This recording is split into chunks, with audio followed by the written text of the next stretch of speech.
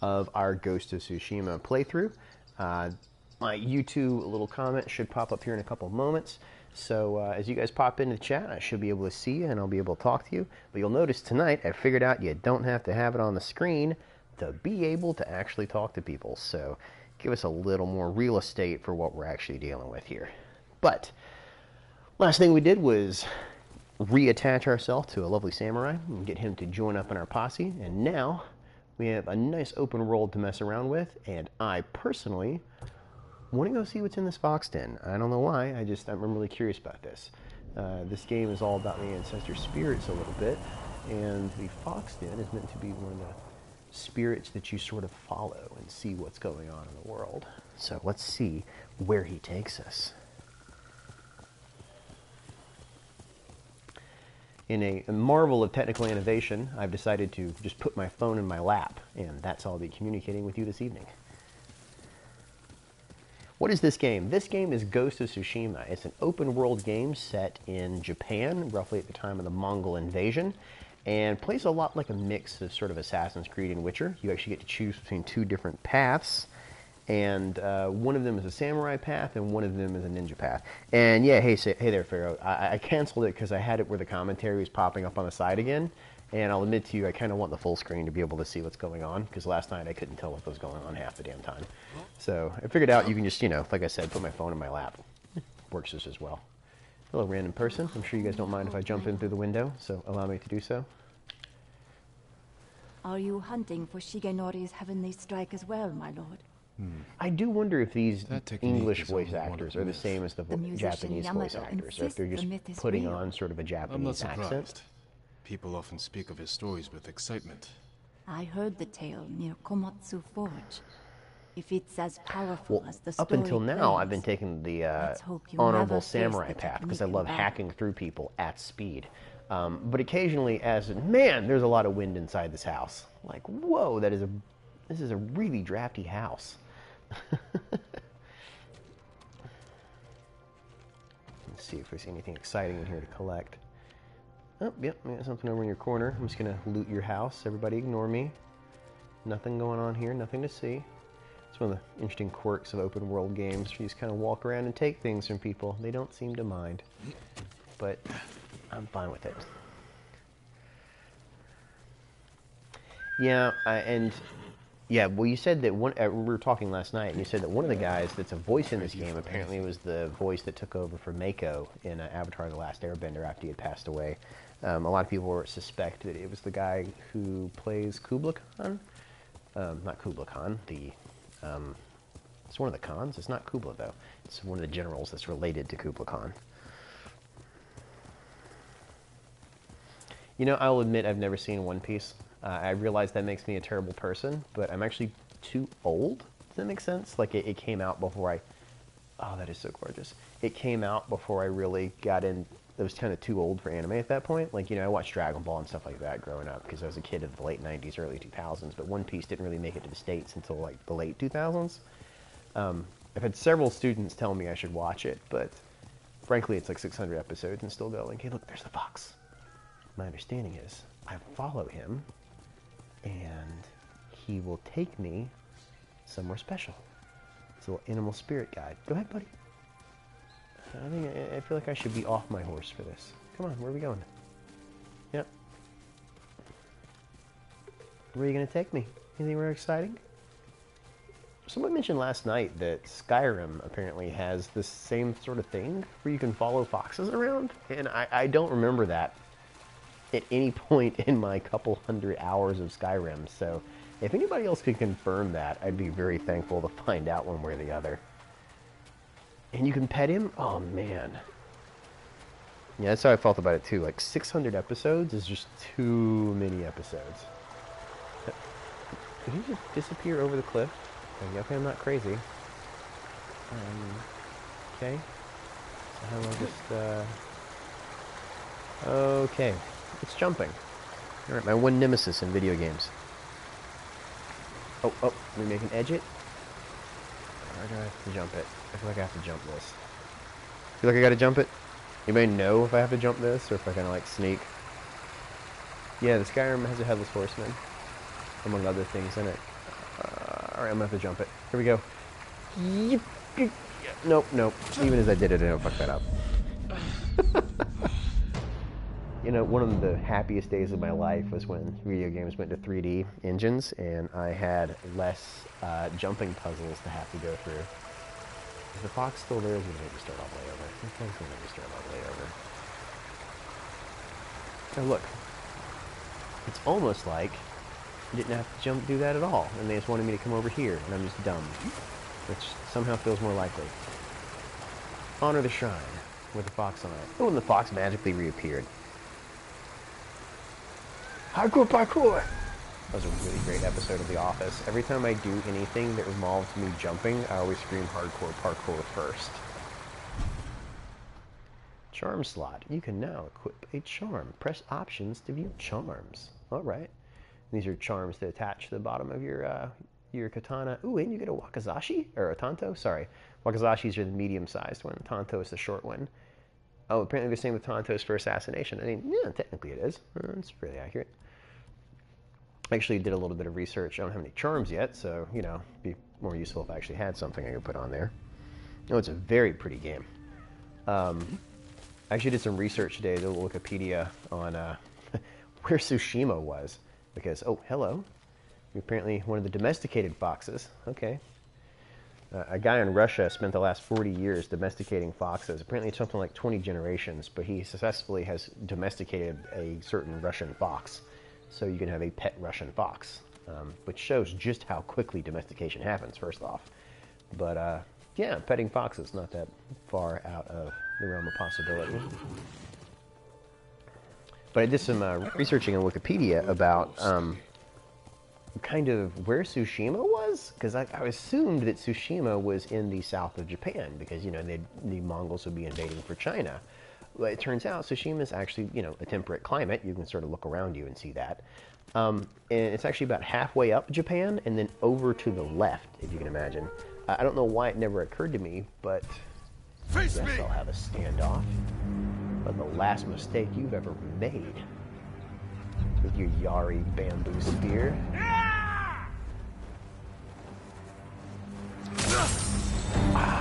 Still satisfying. Apparently you can chain those together as the game goes on. Really excited about that. Tonight I'm going to learn to use the L1 button.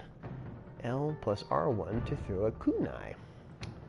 Alright, you convinced me. I have 3, so I can sort of do that. Nice. Oh, I hit 2 of them at once, too. Oh man, that definitely stuns them as well. Nothing like opening up with a cheap move to really set the tone for what's about to happen.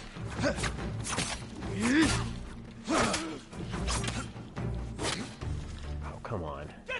You know what?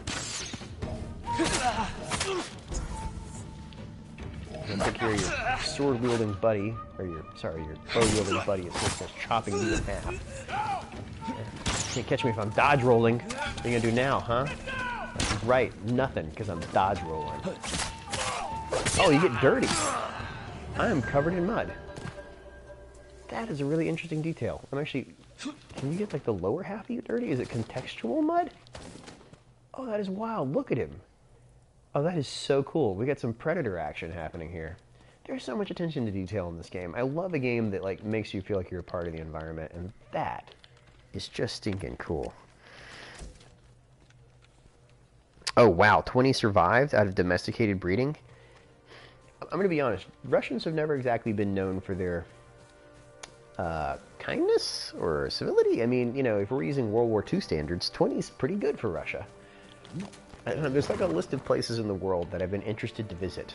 Russia has never been very high up there, and I realize that probably makes me sound terrible. And if any of you are Russian, convince me to come visit Russia right now. Like, I would definitely be down for like a solid, like, hey, sell me on your location. But everything I've ever heard has just been like, man, that sounds like a really rough place to live. I also love that their president is basically a supervillain, or he was, but then again, the United States is much better off sometimes. World politics isn't fun for stream. Instead, let's talk about our horse. Lovely dapple gray. Looks to be a mare, possibly a stallion. Can I get down low enough to tell that here? Is this a stallion or a mare? Let's find out. And the answer is a mare looks like. Because, no, it's a stallion, possibly, but it doesn't have the testicles. Nope, which makes it a gelding. So there are 3 different types of horses typically ridden by warriors. You have mares, geldings, and stallions. And the difference is a gelding was gelded at a very young age. Of the 3, stallions were typically favored in battle just because they're a little more, like, spiteful, frankly. Like, get really pretty angry looking, and they can sort of get a little extra energy and oomph with that extra testosterone in there, but they're also very hard to control because of that. So most people typically prefer geldings because they're a little easier to control. Mares, on the other hand, are also pretty good. A lot of horse races. Why do I keep pressing X? Oh, man, I really don't know why they made run on horses the left thumbstick instead of X. Like, when I press X, how come the horse doesn't jump? That sounds like a really weird complaint. But I keep pressing X and jumping off. Come to India, Brazil, or Ohio. I actually lived in Ohio for a while. We're considering moving back again. I currently live in Georgia, like the United States Georgia, not like the former Soviet country of Georgia. We had a stream yesterday, but this is sort of the second night of it. You haven't missed much. Yeah, I actually lived in southeastern Ohio, a place called Athens. My wife was getting her doctorate, and interesting handholds. I'm going to climb up there and see what's going on. There's handholds. There's something at the top worth looking at. I love any parkour that requires me to do nothing except hold a button. Okay, let's go back up there. Let's not be weird about it, buddy. Okay, so we made it to here. Now what? Hit ya! Nice leap. I like it. Golden bird. Some say they know every secret on this island. So follow the golden bird. Got it, got it. Alright, we're behind the trees. Oh, there it is. Who's there? Where? Apparently the golden bird was leading him into a trap. Like a dick, but that's okay. We're going to ignore the fact that the golden bird was clearly out to kill us. And instead, keep following it right now. What was that noise? I think the game definitely had an idea what I was supposed to do right there, and I'm clearly ignoring it.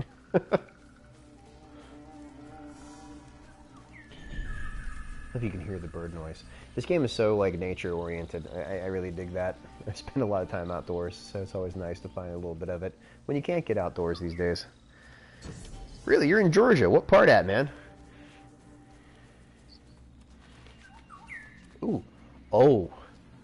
Oh, we get to compose a haiku. What is it? 565, 585? I can't remember what the actual, like, syllable basis is. Meditations on a location, and now I compose a haiku. Reflect on peace. Use to look around. Well, if I'm talking peace, I'm definitely going to mention the sky. Ooh, so the first one is watching over all. So, watching over all. That's 4. Oh yeah, watching over all. Cooling touch invigorates. Deep breaths release to the wind. Gently cleansing. Deep breaths release to the wind. Okay. We're actually having to compose a haiku. This is the craziest minigame. Hastening forward. That's not peaceful. Prepared to change course. Okay, maybe. A new beginning. I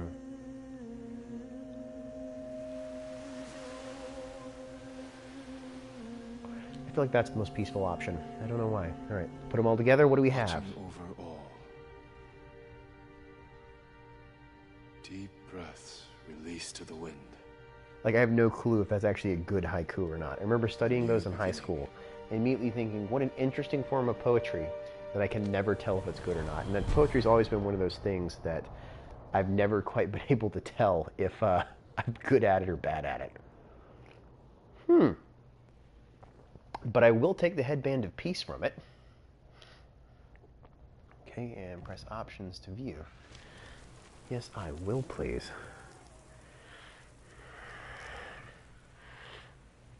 Lawrenceville. Oh, man, you're not that far off from me at all, man. Yeah, I'm out on the west side. near Six Flags, if you know where that is. I'm not going to give you anything more specific than that, because frankly, I don't want anyone tracking me down. It'd be a little odd for everyone involved. Yeah, sure, Darren S. David S. Taryn, what's the question you got there? How's the open world aspect? How is the replay value? Couldn't tell you on replay value, because I haven't finished it yet. One of the other guys right there apparently has already, so definitely let him answer that question for you. My guess is, like most open world games, this one runs around 40 hours is what I've been told. So, you know, you get some pretty... The Way of the Peace. The Headband of Peace. Oh, it has my haiku written on it. I'm not sure if that's a good or bad thing, frankly. I'm not sure if it's a good haiku. So, yeah, so far, like most open world games, I think it's beautiful to be in while you're there. I'm not sure if it even has a New Game Plus mode at this point. I really doubt it, as it's only been out for a very short time. But it's doing pretty well, and it could possibly also have a DLC coming out in the future, although I'm not really sure, obviously, how the game ends, so I couldn't say that one way or the other. All that really depends on what they do with the story. Come on. Yeah, so the different styles, I know the two, I mean, sort of, I know there's the samurai style, then you got the ninja style, and the Ronin is sort of halfway between the two, is my understanding. So there's at least a replay value to sort of play it a different way, if that makes sense. Like right now, I'm not really going anywhere in particular. I'm just sort of wandering. And it is a beautiful place to wander through so far. It's got that sort of Red Dead feel of just an open world. But unlike Red Dead, who like always seem to only want you to kind of harken back and help your people out or whatever, this one's much more like, hey, you're on an island. Kick the Mongols off at some point. They're not going to go anywhere. Yes, you style reviews your warriors, so you can work in sharpen here. Would you ever consider making the style review for other games? Yes, I would. The problem is right now, the noobs guides are very closely associated with Warhammer. I've been trying to kind of inject some humor in some of my other stuff. There's actually an Altharion one. Really, we can't ride through this bush? That is a hell of a bush. Jeez, that is something you'd see in a 1970s porn star. Like, that's an impenetrable bush. See, like that. That's ad-lib right there. That's where that kind of humor comes from. I just have to let myself go and embrace the inner shenanigans. Yeah, so... Oh, Jalen. Is that Jalen Parham? Is that really you? This is one of my students who graduated last year and is currently enrolled in the Georgia Film Academy, if it is who I think it is. I'm about to be attacked by a bunch of peasants because Jalen distracted me. That is not okay, Jalen. All right, time to slice and dice. That's my own fault. Yep, wait, R1 and... Whoop, okay, apparently I gotta be facing it. It's not automatic on. Weren't there more guys? Were they like taking people hostage? Oh, they were. See, now I just feel bad. They just murdered those people because I was really bad at samurai. Also, that's a really weird way to sort of have splayed on the ground. I feel bad now. Here. Man. See, moment like this in games, I really want to reload and save the peasants. I know that sounds really dumb to say, but it's just like I feel bad that I screwed that up. Yeah. So Xbox has their big press conference event tomorrow, if you guys are not aware.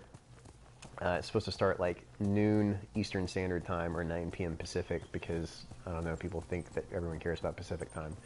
But under the big reveals tomorrow, watch for Fable because, oh my goodness, I love Fable and I'm so excited about that game. That is the first game that I ever played that I liked more than my friends did. And it made me realize as a high schooler that I could have a differing opinion. I was like, wait a minute, you guys don't like this? They're like, no, it's terrible. I'm like, you guys are wrong. I wasn't sure how I felt about that. Are these guys bad guys? Like, they're just chilling in the field. I feel like these are bad guys. Like, I'm not crazy. They are bad guys. Like, did they forget to attack someone up until then?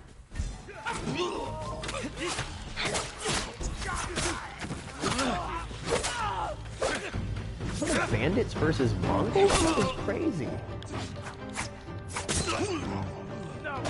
Ooh, from the air, threw it into your neck. I did not even know I could do that. Let's not die now. That would be really embarrassing after such a great, epic thing to have done.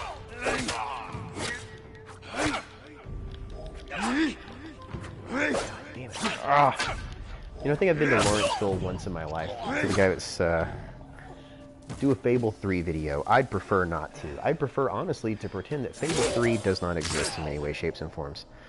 Archaeology reviews are first one of us. I'd love to see expand in the future. Something planning to do. Yeah, definitely. I'd like to expand them out in the future. I'm kind of trying to move, like you see now, playing Ghost of Tsushima, stuff like that. You know, it's always fun to sort of do something else. Do I have to like end all these guys' sufferings? Oh, but I can collect all my like empty goods. That's fun. I just have to shank people on the ground. I'm pretty sure this is a war crime. Occasionally in games, I feel like they don't quite think through what they're asking you to do the entire time. It's like walking around and stabbing a bunch of wounded guys that are no threat to you. I feel like might qualify as one of those like questionable activities. Speaking of Fable. But Fable's also one of the few games I will willingly play a bad guy character, because the playthroughs are so drastically different. So paid Oblivion. You know, someone on there is complaining about Molyneux, and I have a whole my wife, my wonderful wife, is a doctorate, and one of her papers was actually on Peter Molyneux because he's just so damn fascinating. Because the thing is, when he sells these games, he's a hype man. He is a producer. He has big ideas. Now, sometimes, and quite often, he falls short. But he still dreams bigger than most people do, and I really appreciated that about him. I mean, that's how you get... I'm going to be attacked by an animal of some kind? What are those? Are those pigs? Those are boars. Oh, don't mess with boars. Fun fact, Georgia in the United States now has boars. You know what? I'm going to kill a boar. I'm not going to do that. I think it's something this game will let me do. I have a bow and arrow now. I can hunt deer. Oh, I can hunt animals now. Come here. Come here. Come here. Yeah, we're overrun by boar population, which were imported. But more specifically, Georgia is overrun by Russian boar. There was a breeder in South Georgia who was like bringing in like swine to try and like, you know, beef up the feel of them. And these Russian boars escaped, and now they're all over the place. They're huge. They tear up the backyards. They eat all sorts of crazy stuff here. They're just like unstoppable. And they're considered a pest animal to the point that people actually get out licenses with like automatic weapons to go hunt them because they're so big. There's just not much else you can do otherwise to stop them. Watch out for bears. Yep. That's just valuable in general. I was actually watching The Simpsons earlier today. You know what? If I have an option, I'll always stand off. Which, by the way, so I was doing research, as I said, about the game earlier today. One of the reasons the Japanese lost the initial engagements, what you saw depicted at the beginning of the game apparently is terribly accurate. You really realize like 50 samurai on horses that charged in, and everything went completely sideways. This is a terrible way to fight an invading army. But they apparently also had issues initially, because when the time came for like a proper samurai army to attack, am I wounded already? Yeah, I gotta stop doing that for a second. For a proper samurai army to attack, the samurai had a tradition of fighting one-on-one, so they would fire an arrow at the feet of their opponent, and they would expect their opponent to step out and fight them one-on-one. And apparently a lot of the samurai would then like step forward to fight them, and the Mongols would just laugh and like attack them 9-on-1 and just butcher them. And because no one had like figured out the Mongols didn't fight by the same code of honor, which I just find fascinating. You know, obviously this is just on Tsushima, that initial first invasion. Later on they figured it out. But, you know, just that disconnect with comes of different cultures of warfare. It's like, oh, this honorable one-on-one combat, clearly this is what you seek. Nope, they just weren't very interested. Hello, dear. Can I shoot off the... Yep, I can shoot off horseback. All right, let's go take care of you. Leather is something I need in this game, and I assume these are a good source. Where did you disappear to? Horseback hunting for deer, not exactly ideal. I'll have to track them at some point. Similar to Proto-Greeks. Champion-style combat. Yeah, interestingly, you know, things like the game Troy coming out are the same concept right there. Any society where you haven't, like, mass-mobilized peasants, you're going to have champion-based combat. Same thing with even knights in the Middle Ages. I mean, you know, though as much as the later stuff came about. You know what? Let's just go ahead and take care of you guys right now. Nice. Ooh, yes. You know what? A lot of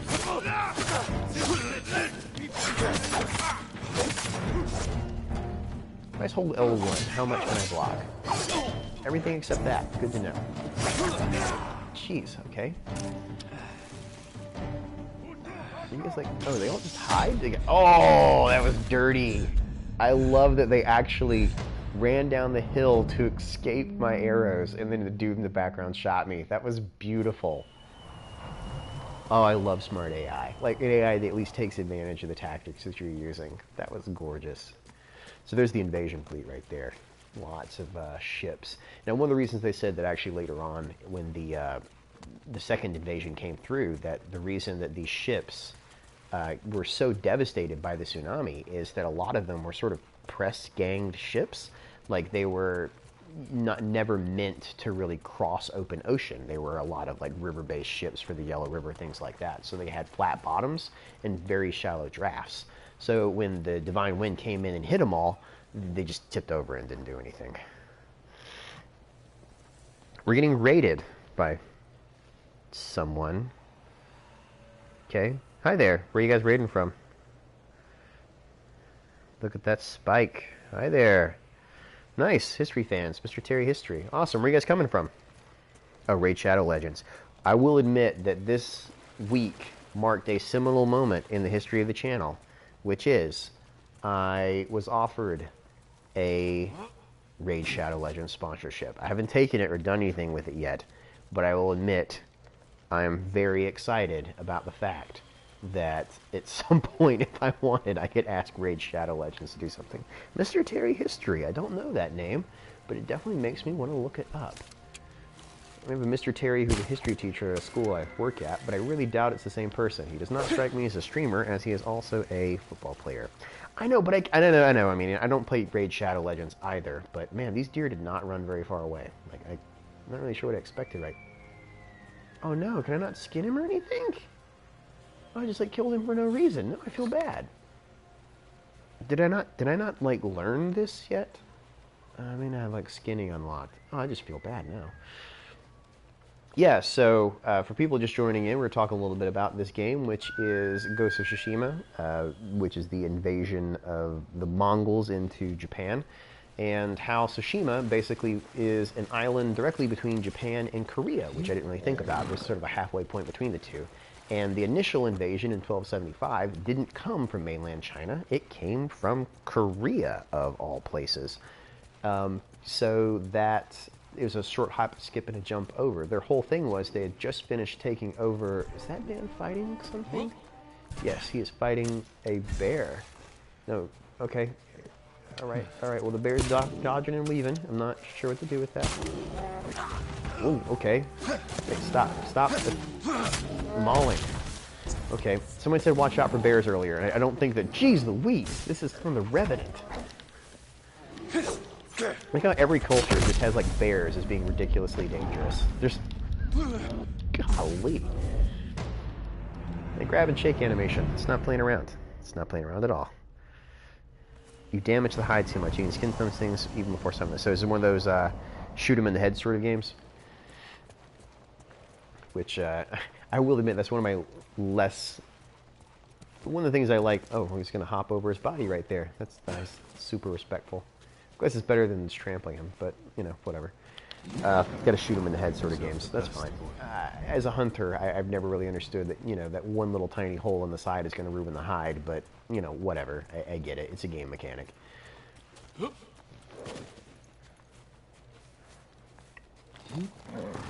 Must be a trained bear. Usually they don't dodge so much. I don't know, man. I feel like a bear, when like properly threatened, is pretty good about dodging and weaving and being a bear. Like, you don't see bears losing a lot of fights. All right, somebody said you got to shoot him in the head. So I'm going to see if I can like sneak up on this deer and shoot him in the head and see what happens.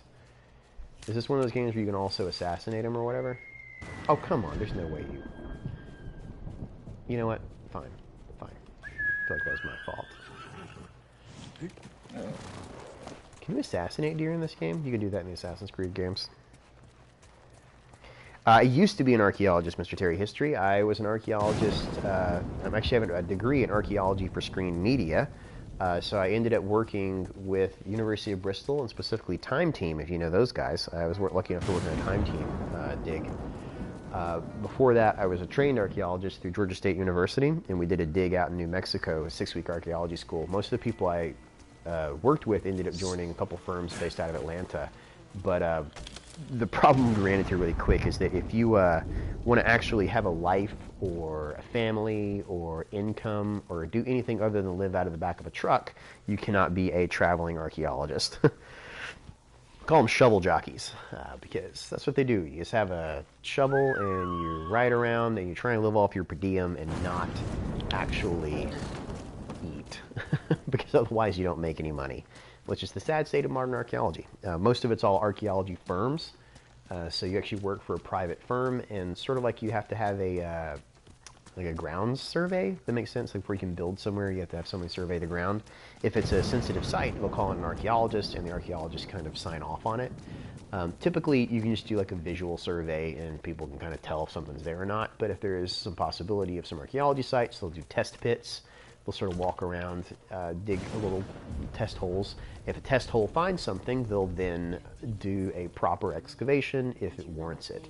Although let me put it this way, because you're a private firm and those things take a long time, there's definitely they don't want you to find things. Does that make sense? Like, even though that's what your job is, because it sort of slows down the whole production. So there's definitely, they prefer you didn't. Man, this is a rough spot, guys. Yeah, the thing about invading armies is they leave you pretty well put out and damaged there. Like the archaeologist from Avatar. You like teaching history to others. I admire that, Mr. Terry History. I do.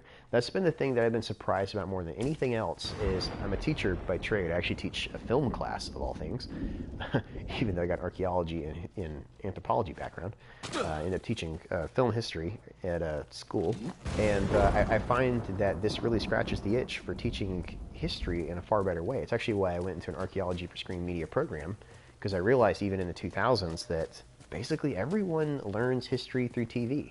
Like this game, Ghost of Tsushima. I mean, people may be aware of the word kamikaze, but they don't understand the context. They don't understand, Japanese culture of the era, and this is teaching them something. And that's a cool thing, I mean, it may not be 100% correct, but it's definitely something that people can appreciate and get along with. Charlie Spur, hey, thanks, man. I appreciate it. Here's some support from a raider. I'm a meteorologist. Oh, a metrologist. Study of measurement, but I love history as well as science. I actually thought that was meteorologist for a second there, so I have no idea what a metrologist does, like as a study of measurement. Like, are you in like the force measurement, things like that?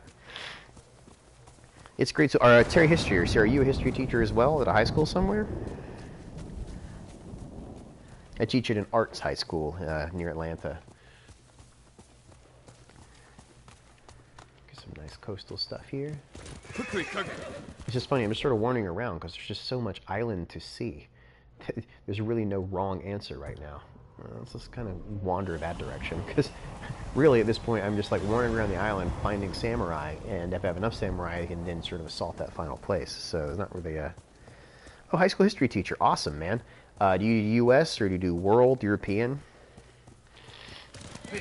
Sorry guys, I have a bit of a snot right here. Dimensional metrology, calibration, etc. Oh, very cool. So like you're going in and make sure the sensor is measured correctly. Totally makes sense. Press circle to dismount normally.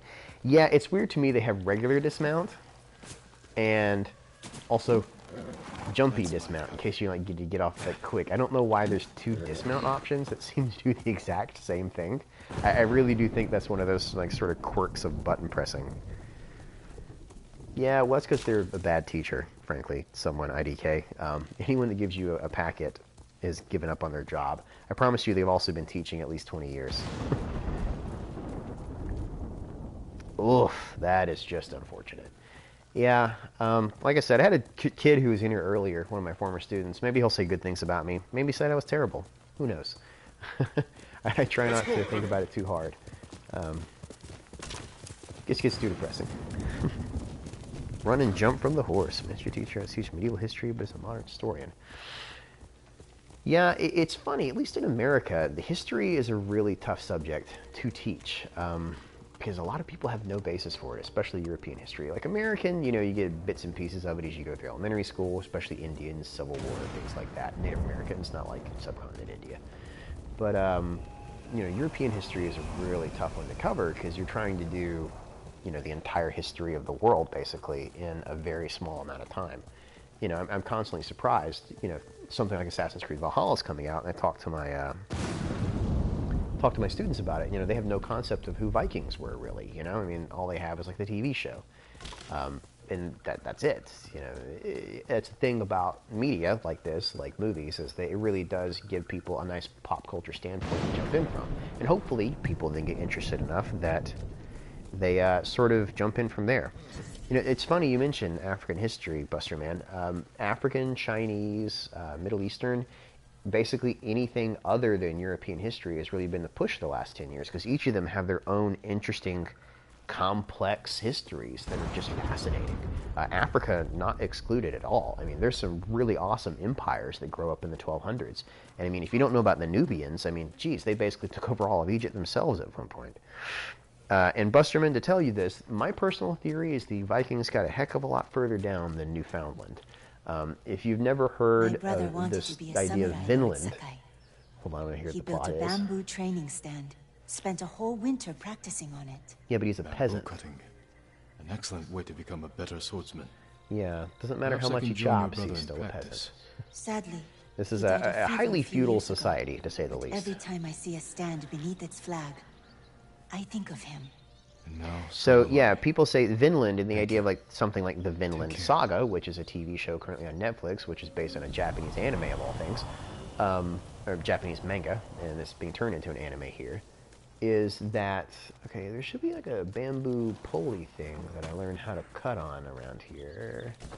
Ooh, linen, thank you. Yes, he's gonna loot everything. Vinland is based off a Viking saga. You know, they wrote down these great epic lyric things, and one of the things they talk about is Vinland, the idea that they went really far down into the United States to a place that they definitely had wine and grapes and able to make wine from it. And so some people suspect it may be even far down as like Martha's Vineyard in Massachusetts. I mean, they may have gotten really far down, though there's no proof that they have made it down that far, and those would be very temporary settlements, so it's going to be kind of hard to prove. And sort of the weird thing about archaeology is that sometimes you don't actually find a whole lot, you know, especially battlefield archaeology. I would love to do more battlefield archaeology, but it's also basically impossible. There's just so little left on the actual terrain that you come across. Case in point, Bosworth Field, the one from Richard III, where Richard III died.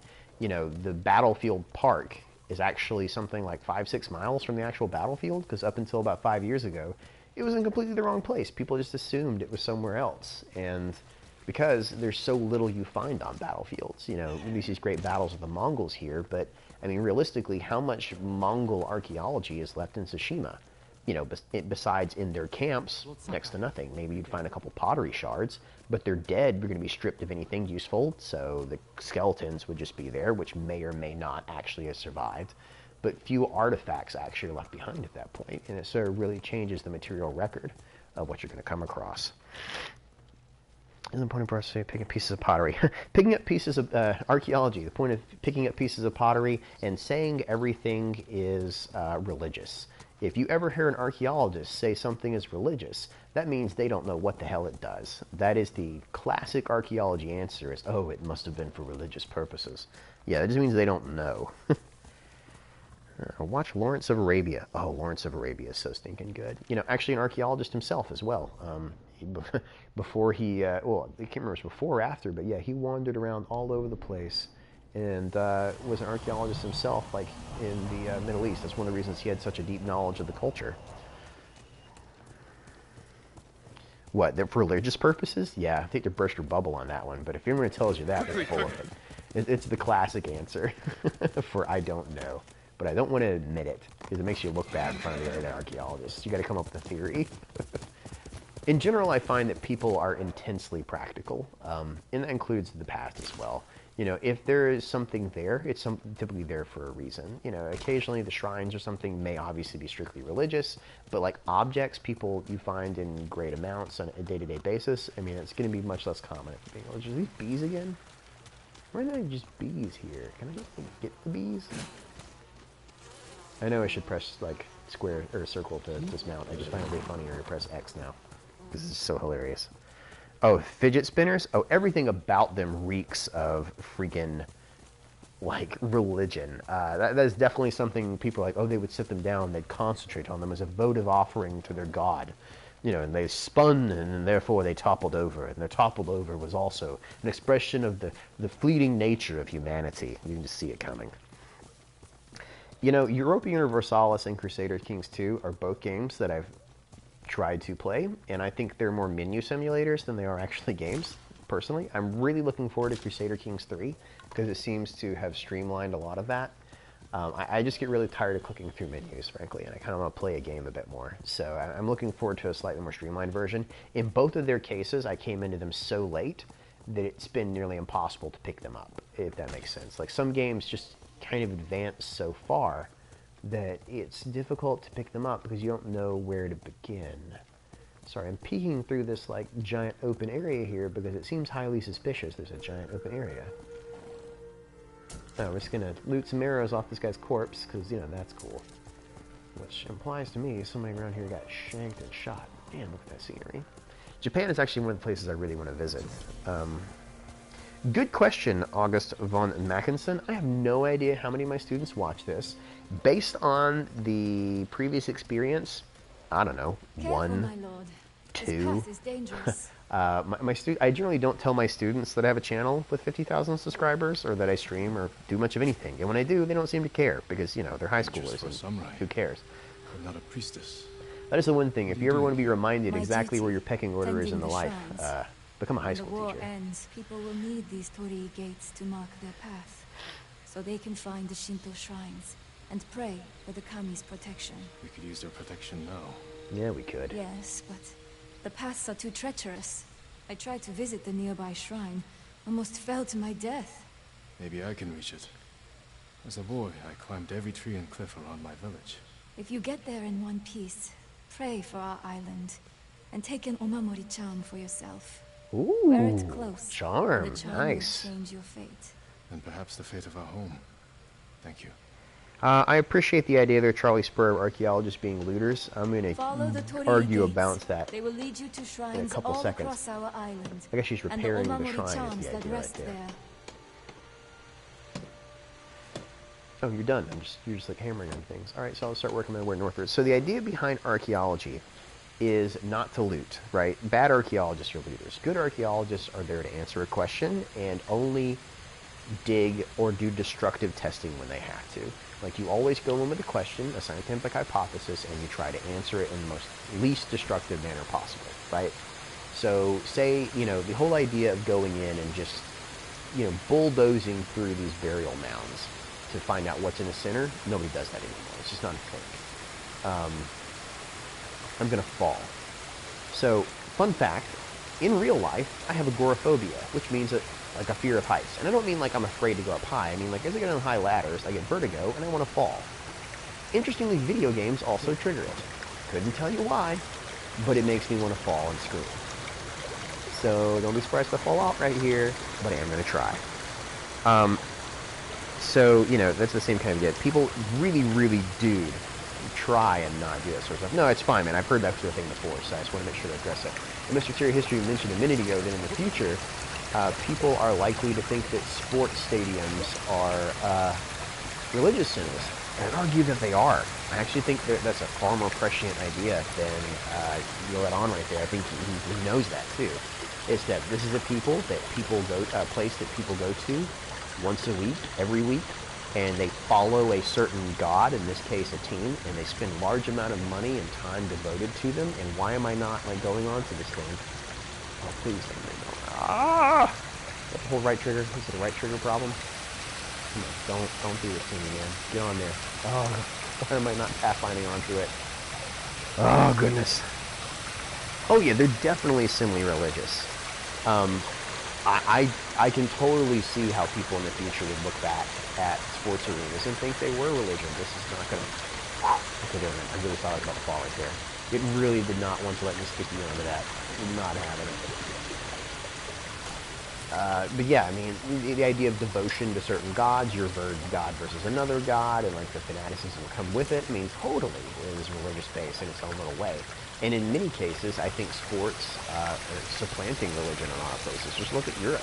You know, that same, fanaticism that you see that used to be devoted to, obviously religion, is now devoted to sports in a lot of places. Your hooligans, your football clubs, your, all that kind of fun stuff. I think humans are sort of inherently factionistic, and they like to... X? Oh, come on. Ugh. It's always my least favorite part of the Assassin's Creed game, when the jumpings get finicky. Jump and burr the circle button. Okay, jump a little more to the left this time. Alright, good at that time. Alright, and jump again. God, I hate this. He's like, let me die. Oh, thank God. That was just crazy. Right, someone asked what my favorite war is. I am I claim to be an expert in very, very few things. I will go toe-to-toe with anyone on the Battle of Hastings and the Norman Conquest of England. The years from 1063 to about 1066, I've read pretty much every major published book and a couple of the Norman Conquest conferences on that, as well as done a deep dive study on it myself. I actually applied to be in a doctoral history program studying that particular era, but basically nobody in the United States specializes in medieval history as far as like history of warfare programs go, so it's kind of hard to find a program that matched my interests. I'm not sure if I'm going the right way. Like, I assume I am. There's not really anywhere else to go here, but it's just sort of weird that this is the path they're taking, because it feels like I've gone up and then I'm going back down again. I feel like sometimes games take you in circles, and if I get at the end of this and it turns out I'm back in the beginning, I'm going to be pissed quickly. That's alright, because, I'm jumping. Oh, that's cool. Oh, stuff is this time. X and towards. Nailed it. And then X and towards. And man, this guy is way better at parkour than I would ever be. Let's go toe-to-toe for Battle of Hastings stuff, man. Cool. Let's go for it, man. So the issue is not just the battle. I find it interesting to kind of talk about the context around it on all sides. If you guys have played Thrones of Britannia, I actually released a mod, a Conquest mod for Thrones of Britannia, kind of based on my own research, which is really fun to kind of get into and express that with someone. Because, it's such an amazingly complex thing. And also, it's really interesting that the new Vikings Valhalla, because everything's named Valhalla, because people know one of two Viking words, either Valhalla or Ragnarok, Lord knows, is going to be based around the Norman Conquest. So it's going to be Canute's invasion and then Norman Conquest. And it's a direct-to-Netflix show supposed to come out probably in about 2 years. So if you're not aware of that yet, you can look forward to it. And they're butchering of history as usual. Man, that was a hell of a climb.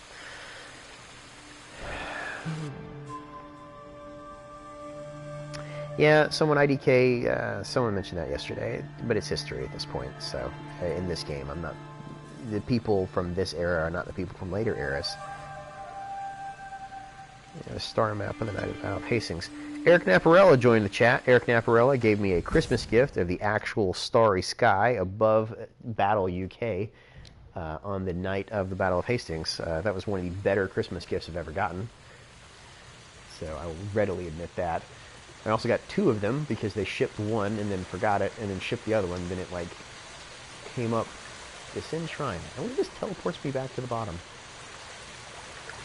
I don't kind of want to. I kind of want to see what's up here. Like, is there anything else I can do while I'm up here? I'm really high up right now. It's a heck of a climb. Is this one of those things they're not going to let me climb up the rest of the way? I'm like clipping through rocks. I feel like it is. But yeah, even my friends know I'm dorky enough about this stuff to get me like Battle of Hastings stuff for Christmas. I've always wanted to get like a Harold II coin. Like an actual Harold II coin, like a penny or something, but they're just so stinking rare because they were only minted for about 9 months, and so you just don't find them. Martial arts, sword plays in their late hits. I'm not extremely thinking about a lot of things. I love a few things.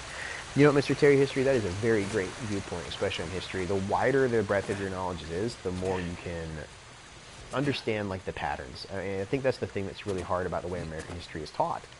is that for a lot of people, you know, you get these little pockets of information, like, oh, here are Vikings, here are knights, then there were Romans, and there's Greeks, and they don't understand the flow from one to the other. It's just sort of like one happens, and then the other happens.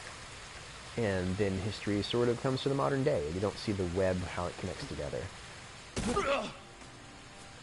That was soft grass. That shouldn't have done that. Like, come on. I mean, I would have turned an ankle, but, you know, clearly this guy's a badass. Horse!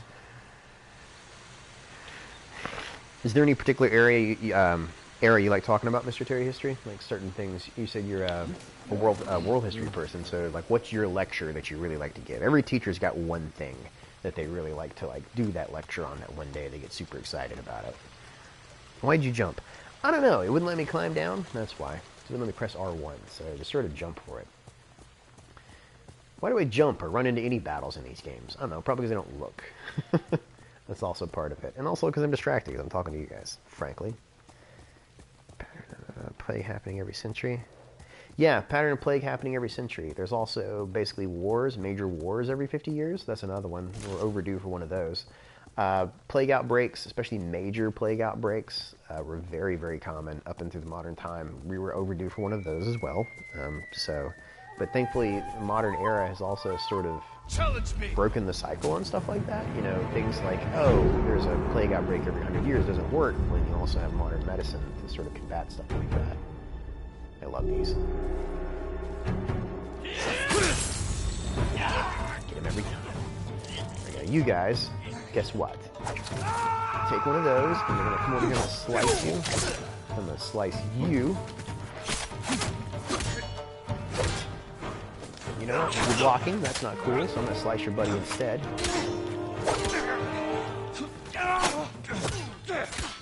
You know what? Here. Oh, that was a really nice parry now. Now I got that parry counterattack. Everything becomes more deadly.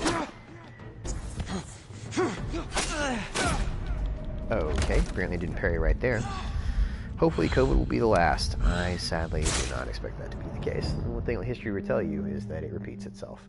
I know a lot of people, as they've been looking through about the history of the Spanish flu in 1908, I think, Mr. History, was that basically the same kind of stuff about people not wearing masks and not taking it seriously, and by the time they do, it's too late. It's already around the world. Because,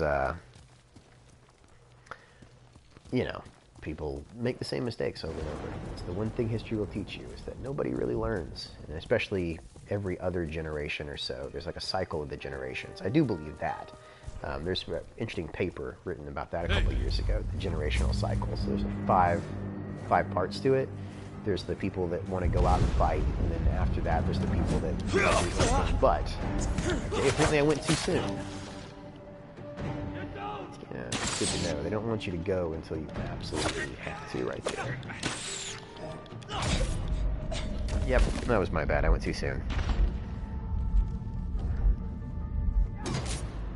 Yep, very similar. It is eerily similar, I would say, for the Spanish flu. I do find it interesting that if you fail those, they kind of disappear off the map. Apparently those encounters are random, which actually does add some interesting replay value. I've got to quit talking to you guys when I'm doing those. I have to like just concentrate on chopping people for a second, I think.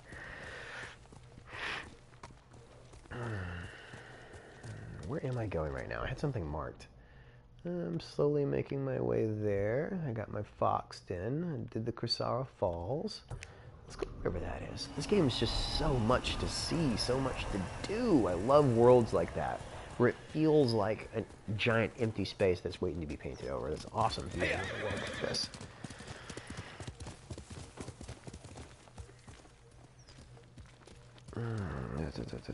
Talking about the katanas there, about why katanas are perfect for this. You know, it's funny because I was talking earlier about that cultural martial combat and the culture of one-on-one combat. Somebody had asked earlier, I guess, on the standoff.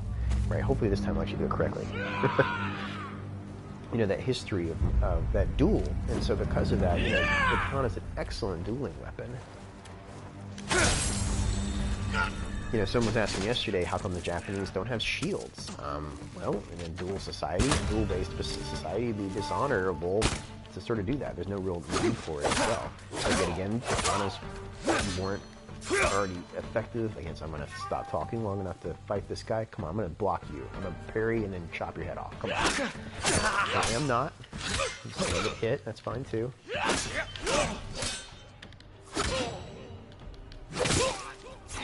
Yeah, that'll work as well. Far less fancy than I wanted it to be, but what are you going to do? I'm alive. That's the main thing. Combat in this game is not difficult, but it is also not forgiving either. Like, if you mess around, you're going to get killed. But thankfully, holding L1 really does work quite well. Can't give up yet, boy. They feared news about the flu would hurt the support for the war. Well, Mr. Terry History, that is amazingly related to what's going on today, because I know news about that could also hurt politics or the economy, or there's always a reason to not talk about things. But I will say it's also given me a greater respect for the, why do I keep pressing X? For the Black Death and the idea of how people reacted to the Black Death initially. Because you hear about it, oh, well, you know, it's in Italy, and then, oh, it's next door. You know, the idea that a lot of communities ended up kind of shutting their doors on the outside world, and those are the ones that survived, or doing really harsh quarantines, and those are the ones that survived. But those are really, oh, we're going to the enemy forces. Okay, don't go that way. Gotcha. That's what that means, is don't go that way. You're not going to survive if you go that way. And, you know, the same idea that, but so many communities didn't do that. And I wonder if it was the same idea of, oh, it won't happen to us. And by the time it got there, it was too late. It just sort of humanizes a conflict that, or, you know, an event that you hear about where, you know, a third of the, you know, anywhere from a quarter to a third of the entirety of Europe dies. But the context for how people would have seen it on a day-to-day basis, you know, maybe our community would be the one that gets skipped or something like that. Oh, the Black Death is terrifying, and is a wonderful case study in how things can go terribly, terribly wrong.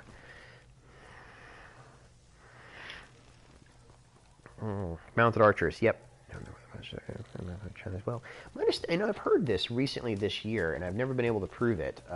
It was from a nurse that told me that. So that apparently influenza comes from China every year. That's just like, it's something. It's like a type. It grows in this certain area of China, and sort of spreads out every year, if that makes sense. So it's like if it's breeding ground.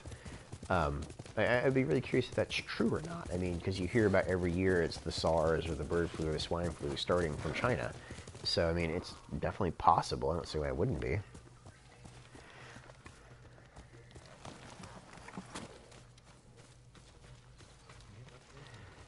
Hey guys, using some, got your hose right here, like your hose, some basic farming tactics, like that. Looks like we're growing, don't know what that is. Usually up on my vegetables. Some sort of very wide-leafed plant, some kind. These are cabbages, obviously. And some rice patty or something on here as well. I was looking at I always like see how farming and basic day-to-day life is implemented in games like this, because the games that really care take a moment to actually learn about, you know, the practices of the era. You can find some really interesting details in the way people live, and just like, you know, the average person hanging out. So I approach your house, you come up, and you bow and greet me. That's such a crazy detail. There's no reason for that lady to respond in a way that's culturally appropriate right there. And that's why I'm going to crawl under her house and see if she reacts to that. And she doesn't, so that's not culturally appropriate, but that's okay too. Because at the end of the day, is it a game?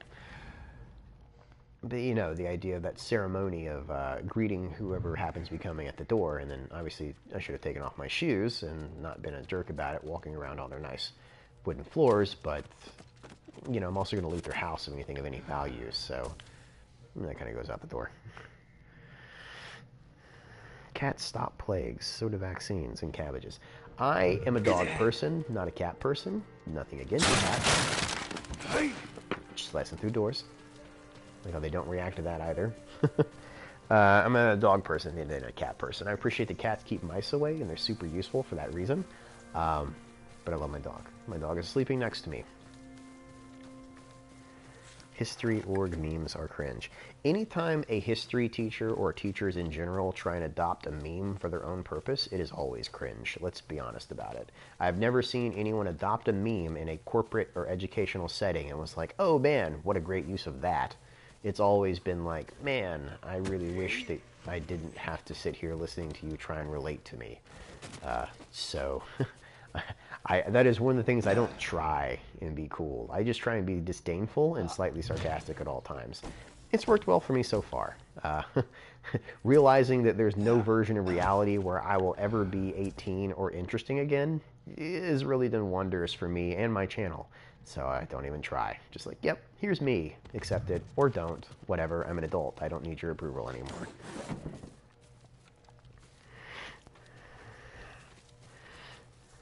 She gets into your house. She greets you into her house and you steal her stuff and destroy her house. Yeah, I mean, it definitely makes me sound like the bad guy right there. I mean, when you put it that way, I definitely sound like the mean person who's going around this fishing village and, you know, ruining their lives. But, I mean, I'm not Mongolian in this case, so I'm probably still the lesser of two evils. What's up, lady? Let's chat. Hey there, pretty mama. Those people need help. I just hope Hanauka can get to them in time. If not... Who needs help? A camp of refugees. There's a camp of They're very refugees. sick. Okay. The healer Hanauka is trying to reach them. Okay. Mongols have brought that region to its knees. Yes, they Bandits have. rule the roads. Mm-hmm. The healer will need help to get there. Sorry I keep sniffing here, guys. I have actually had a bit of a fever the last couple days and had 8 of the 10 symptoms for COVID-19 and actually spent about half the day today trying to get a test in my local locality. You'll be happy to know it came back negative because I went to a local hospital and eventually weaseled my way in because you basically can't get a test here locally right now, which was terrifying to discover, by the way. There's a 2-week wait to get in for most tests, and even then it's a week delay before you hear anything. But they felt I had enough symptoms, they gave me like an immediate test and considered hospitalization. Didn't have it, but while getting the test, I discovered that the nasal swab doesn't really work right on me. So one of my nostrils, they couldn't get it up in there. They kept hitting the bone, and it was hurting really bad because I've had my nose broken from being punched and headbutted and about 13 other things in my life so many times that my septum is deviated so far that it basically blocks you from shoving stuff in it, which was a little crazy to discover. All right, so I got to clear out the road to clear out the Mongols. Yeah, stabbing your brain is an excellent way to describe it. I also describe it as that scene from Total Recall, where they shove that little grabby thing up the nose and then pull it back down again. Also a fairly accurate description. I started tearing up and then like coughing uncontrollably, and I apologized to the lady, but I'm like, I have no control over this at all right now, so I'm sorry. Like, I am sure the last thing she wanted was my crazy bum just, like, coughing and hacking all over her. Didn't I already clear this out earlier? This feels like the place I cleared out earlier. Traveler's attire will pulse when artifacts are near. How near for an artifact? Fun thing, by the way, artifact specifically is a word that refers to something built by human hands. That's why archaeologists hunt artifacts. So artifacts are specifically created by humans. Pop up through the trapdoor. Boom, and we're inside. All right. We're pulsing really hard now. Oh man, we're pulsing so hard. Didn't mean to make that sound sexual. Sorry. Well, I did, let's be honest. But yeah, so looks like the next room maybe. Pathfinder saying the Georgia governor has dropped the ball in pandemic response. It would be like saying the Chicago Bears are a bad football team. Or, I don't really know any European sports examples. So let's just say a really bad football team. I saw a flock team. of birds circling in the sky, my lord. I went to see where they were. Yeah, I don't think he found the most cared. It wasn't that he beautiful didn't see me. I sat and stared.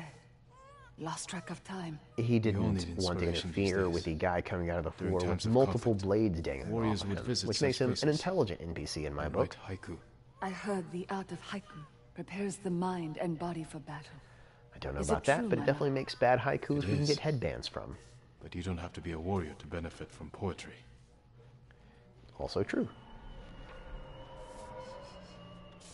I love how they're like, so talking to people flags these new locations. So like I have a new place, and I can go and, like I'm pulsing so hard right now. Like this controller is vibrating in a way that could frankly be interpreted as obscene.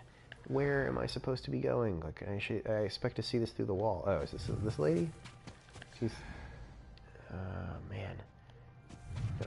Give me this. Nope. This is just iron. Oh man, like I expected kind of golden on my screen, but I'm not getting something. Let's try climbing up this way. We got some hay bales to go up. So these are hay bales. These are storage containers. Can I just climb up this thing? No, I can't. Wait. Nope. Oh man. There's a second tier right here. So, it feels like I should be able to... Hello. Not what I intended to do. It's the problem with having R2 be your parkour button and also your interact with the world button is occasionally you interact with the world in unexpected ways. Okay, yep, up, there it is. All right, I knew, I figured that if I'm pulsing like crazy and could not see it, then it's got to be pretty well nearby. Alright, are you blocking it? Nope, that's a candle. Why am I sneaking? More iron, that's good. There it is, that's the thing I'm looking for. Mongol artifact. Let's see what it is. I'm actually kind of curious. That is a collection. Oh, I got a charm. Do I have a charm now? I got the charm from the shrine, didn't I? I forgot about that. My charm is the charm of Mitsu no Kame. Parries, perfect parries, and perfect dodges are easier to perform. Oh, thank you, Lord. That is the happiest thing that I've ever seen in my life, is that that will suddenly be easier to parry things. I am just terrible at that, and I'm really glad to see that there's an option to make that easier. Haiku, Shinto shrines, gear, artifacts, Mongol artifacts. So, cool looking dagger. I always love these are modeled in game, as long as the blurbs on the sides are typically very well researched. This is an arul, staple of nomadic diet, made of curds boiled in fresh milk, resulting mixtures combined with sugar and fruits before being dried and sliced into various shapes and patterns. So like a super cheese, I guess. I mean, it's based off curd, so that makes perfect sense. I actually don't teach history. You'd be surprised. Everyone assumes I'm a history teacher. I'm not. I'm a film teacher. I find ways to work it in, but no, I'm actually a film teacher. I just love history, and that's actually why I created this channel, because I never got a chance to talk about history on a day-to-day basis. That curd thing they talk about there reminds me of pemmican. Pemmican's a really uniquely United States version of the same thing. But basically, frontier guys would take fat, like off a deer, and they'd mix it with berries and stuff like that, and they would let it dry into these blocks, and they would then cut it up, because, you know, they'd make these little bars basically at that point. But because it's fat and like berries, it became like these super duper energy bricks that tasted terrible, but, you know, preserved basically forever and were a fantastic source of on-the-go energy. Oh, no worries, man. Most people assume I'm a history teacher. Just, you know, that's how it works. And if somebody doesn't like my commentary and gameplay, guys, don't worry about it. I mean, I'll assume they'll leave. So talking to them just makes them stick around longer. That's had to become my zen opinion about YouTube comments in the last couple months. I figured out that interacting with them doesn't make me feel better, and it just draws attention to what they're saying. So I generally just thumbs down and move on with my life. Go back to the Archer Dojo, go to the mountain, run into a hot spring, and there you can find some useful things. Right, so the Archer Dojo, I think, was right around here somewhere, wasn't it? Yeah, the sensei and the student. And so this is the Hidden Springs Forest, and we'll head over that way. Thanks for the tip, man. We're pretty close by. Because I did the archery one last night, and so it's a nice reason to get back over there. I know that if you dip in the hot spring, it typically will heal you back up. You know, I heard that you can, like, there's an auto travel. Nope. It's like auto horse travel. No, that's not it. You may know what auto horse travel is. Gotta head out. Hey man, I appreciate you sending your guys over. That's really cool. I hope you check out your channel sometime. I definitely piqued my curiosity on it. And thanks for dropping in. It's been super interesting chatting with you, especially as a fellow teacher. Stay safe out there, because I'm sure you guys are about to start back like we are, and it's gonna be crazy to say the least. Hey Taylor, how you doing this evening? And hey, by the way, Taylor, thank you for being a sub for the channel. I super appreciate it. So hopefully you feel like you're loved and appreciated over here. One of my patrons. You can tell because she's got a little gold rupee, which I thought was like super clever of me at the time. making it a rupee, unlike Zelda, which no one has ever commented on. I find that's very true of YouTube in general. The more time you spend on something, the less likely people are to ever notice it ever exists. Oh, come on. I'm gonna hunt roe deer. Come on. Right, that was a clean cut, clean kill. That should totally be plenty of... Nope. Nope. I mean, if a clean slice from the katana doesn't count to give you leather, I just don't know what this game wants. That's terrifying. I've been using us then. Using you guys to fulfill my own needs and ends, that's definitely sure. So you need like you would go offline. It is still crazy to me that some people do sports, organized sports right now, in the world of the craziness that we live in. I told a story a minute ago where I had to get a COVID-19 test earlier today. You guys missed that one. I didn't tell you guys about it purposefully because I know you. I didn't want you to think that I was dying, which is a legitimate concern in this area. But yeah, thankfully it came back negative, but that was a really, really unpleasant circumstance. And the lady that took all my symptoms was like, yeah, we're going to give you the test now. I'm like, oh, okay, thanks. That's terrifying to find out. You know what, let's squat down right here. Yep, that's the good stuff. This is one of the things I legitimately want to do in life, is go to a Japanese hot spring and like bathe in one. I know that sounds so lame to say, but especially in winter, like with the macaques nearby, they're like hanging out over there, and like they're in one pool and I'm in the other. And I'm like, sup, bro? And they're like, yeah, we get it. I'm like, I know, right? There's just something about this that like we all agree we should not be out in the cold air, and it's just said be in a hot spring right now. And we can bond over that. And the macaques can become my spirit animals. And I learned earlier to follow the golden bird, so I'm going to be doing that. Tennis is one of the safest sports. Spoken by like someone who enjoys tennis. Okay, I need to get down there. Okay, all right. Bird, where are you going? You feel like you're flying away again. What are you doing? Is it like resetting? Last time I did this, I fell to my death following the stupid bird. I don't trust the bird, I'm going to be honest. That's what's happening right now.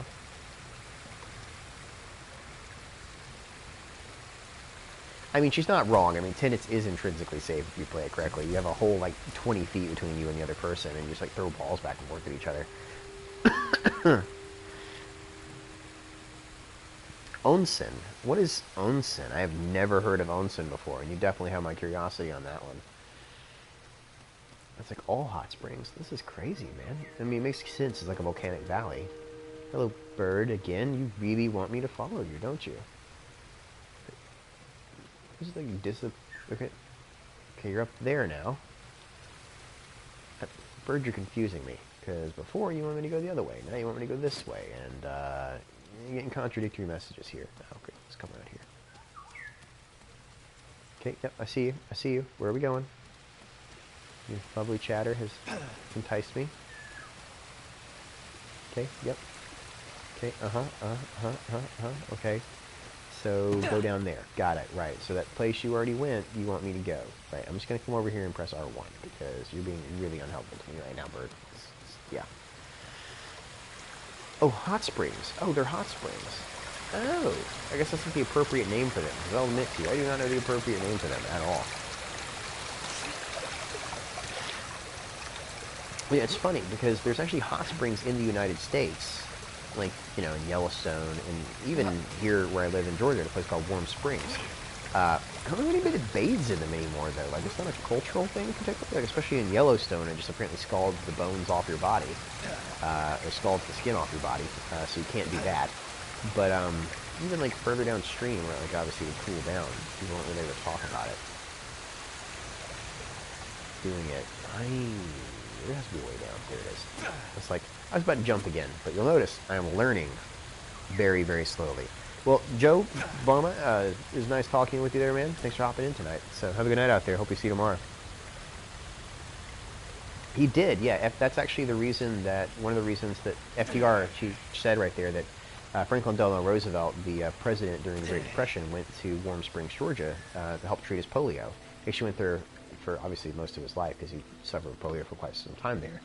But his experience in Warm Springs, Georgia led to the creation of the the things like the TVA and a lot of the civilian projects of the 1930s, because he came into contact firsthand with a lot of the poverty of the Deep South. You know, coming from New York, he had never seen anything like it. You know, there were no phone lines in South Georgia. Literally, there's no way they could get a telephone call to the president. So he actually had the first phone lines put in from Atlanta down to South Georgia just to be able to take calls and continue being president. You know, it's stuff like that you don't think about, but, you know, it makes such a huge difference seeing it firsthand, like the realization of what you need to do Lord, to really change would that things. be the blade of Clan Sakai? So who are you? I feel like you're going to be You know your important. swords. That Oh, is ho, ho. one worth knowing. I've heard tales of its sharp edge and beauty, but I never dreamed I'd see it in person. It has been some time since I trained on a bamboo stand. I would be honored to see your blade in action. Hayoshi Bamboo Strike. Oh, this is the bamboo cutting game. Somebody else mentioned this earlier. So it's... Yep, I hit the wrong button combo immediately. Just like... Oh, it's L1. Why am I... I wonder how fast you have to press them.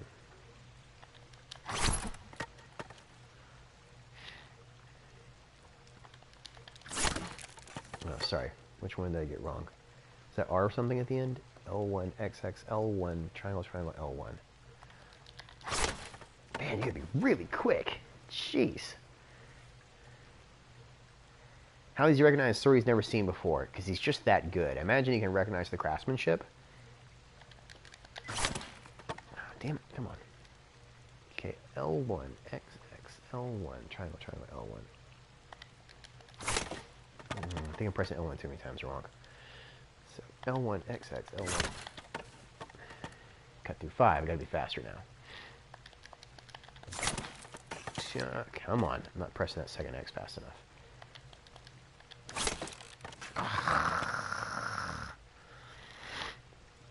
The clan symbol. Yeah, sword making is one of those professions that... Why can I not? I'm just going to have to concentrate on this for like 2 seconds. Sorry, I'm going to have to concentrate. Yeah, I know, right? L1, XX, L1. There we go. See, I said to stop talking. You know, funny thing, right? Sword making is sort of like, I guess, like gun design, or like maybe like as high fashion, I guess, in the modern world might be a better example. Like everyone, especially when in an age where they're still handmade by individuals, is going to have distinct sort of trademarks for how the sword made. Like maybe the way they paint the blade, or how they wrap the blade, or how they wrap the handle, things like that. Farewell, my lord. And so that, you know, it's distinct in its own way, shape, or form. Like if you go to one of the museums in England, you'll find an Ulfberht sword, which is a Viking sword made by someone named Ulfberht. And apparently the name was well enough that people actually would forge fake Ulfberht swords because they were just, you know, the name became so well known and synonymous with quality. So same thing with, I assume, samurai swords. You know, later on you have things like the mass-immune weapons made by a real swordsmith. The century after this one, he's probably around 15 during this game, but becomes a great swordsmith. And people knew mass-immune swords on sight. There's something about the quality of them, the styling of them, like the sweep of the blade. Everything just felt superior. Like, you know, a car drives up in front of your house. You instantly know if it's a Bugatti or a Camry, right? You don't need someone to tell you if you know cars. But if you don't know cars, it's just a car. Nobody cares. So I think swords kind of fall into that same category. One of the fun things, by the way, about sword grips is that the handle right there is actually made out of shark skin, which was an early version of sandpaper. It was very abrasive. And so people would use that in the place of sandpaper, and also it's like a grippy substance. So my controller is vibrating right now, so I'm trying to figure out why it's vibrating. Normally, like it said before, that means there's something super special nearby. And I assume that means there's something special nearby. Or I'm like low on health. Oh, I was low on health. And also, there's something special nearby. Apparently it's both. You need have now more resolve to use. Oh man, Yeah. More resolve to use is always useful. That means more chances to not die, which is definitely positive in my opinion.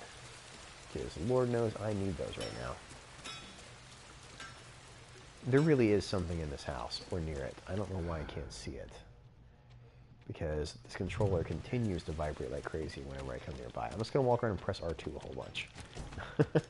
There it goes. That was a really crummy way of doing that, but it still worked. So we'll count it.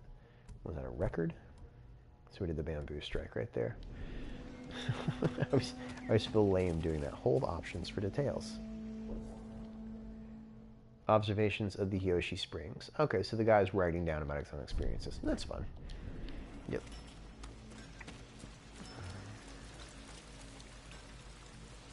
You know, yeah, European sword makers also used maker's marks.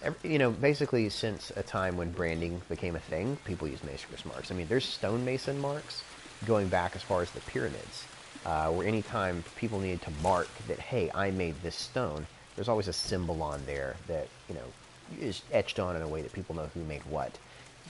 Even before people could write a name, they understood that symbols could mean a name as well. Just ask Prince, So it's nothing really new as far as a way of identifying your work versus somebody else's. Do you need anything, my lord? Possibly. Bow vanity gear, armor die, and hats. What are sword kits? Are these like the really fancy swords? So I can hold the buy for 15.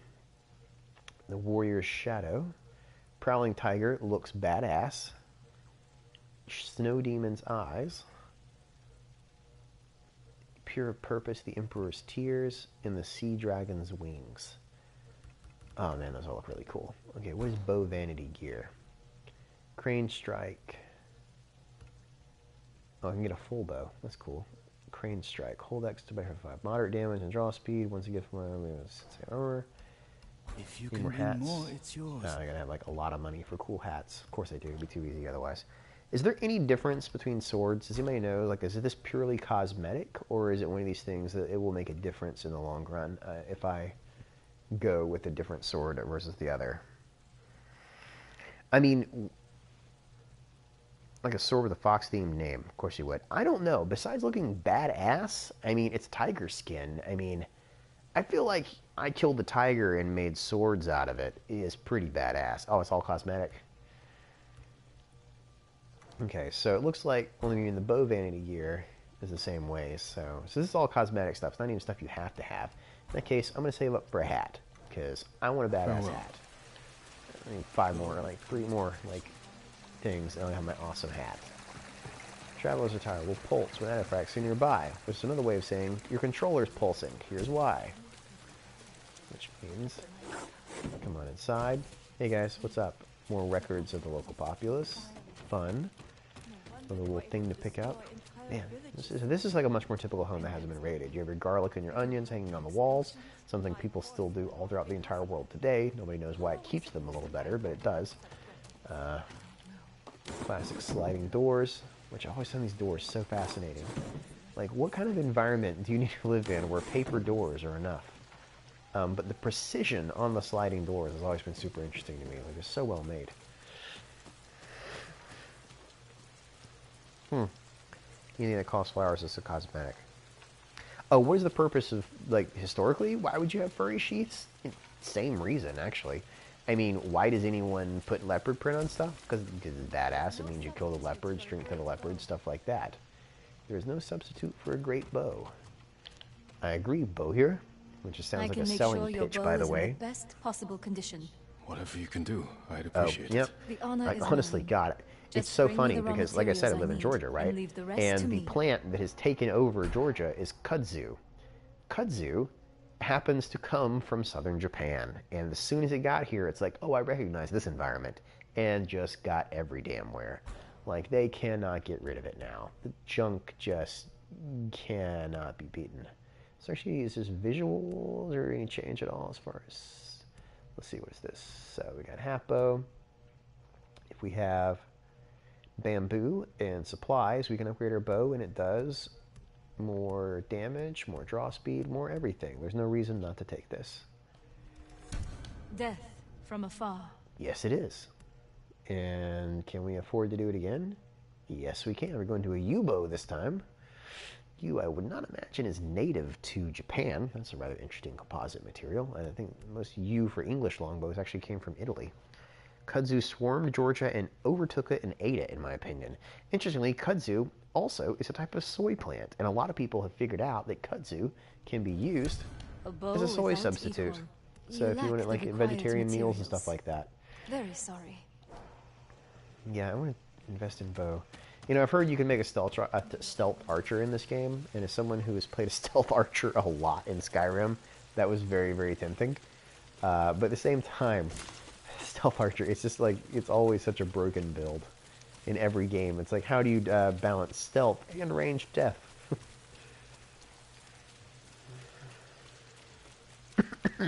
Yeah, I was surprised when I first saw an actual yew tree that yew is basically just like pine. Like, I don't know why I expected it to be something different, but it was like a species of pine tree. It's like a really big pine tree. Except that I expected something more epic somehow, considering how important yew became in English history for a long there. That sounds dumb to say, but there you go. Love these little shrines. These are greatly detailed. The fireflies floating around everywhere. Gorgeous environment in the rain. And unlike in Breath of the Wild, you can still climb when it's raining. Doesn't make a difference. Because that's definitely one of those features of the game that sounds fun until you have to deal with it. And also, if you have an armor, you don't get struck by lightning. You get to the bird by going back to the first pool and following the path to the waterfall. So the story of the insulting killing armor was even dishonest. Who wouldn't shoot him with something? You know, interestingly, samurai kind of started off as mounted archers. That was kind of one of their main purposes. So because of that, the bow never had the same stigma in samurai culture. It was a recognition of the skill associated with it.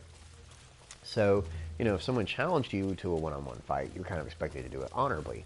But otherwise, guys could still have horseback-based duels with bows. You know, they'd ride at each other and, like, launch volleys.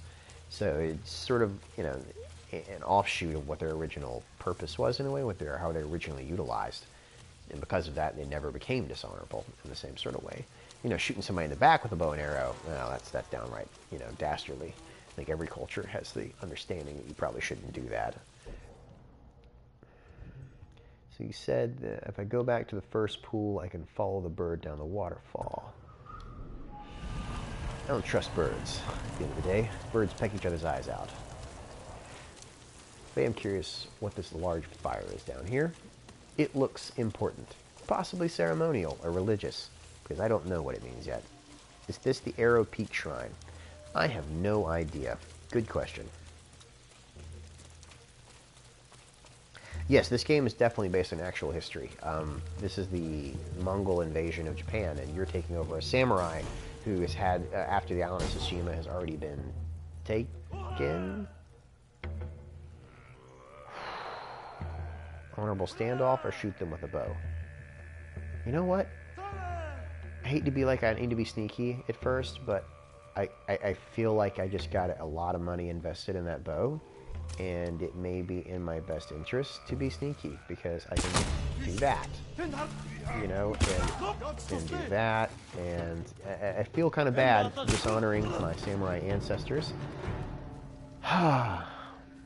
But the duel isn't always the best thing to do. You know what I mean? And it's just not. Yep, I know. What are you guys burning? It's a funeral pyre? This is like a funeral pyre. Oh no, those are cow skulls. They're burning cow skulls. That makes sense, I suppose.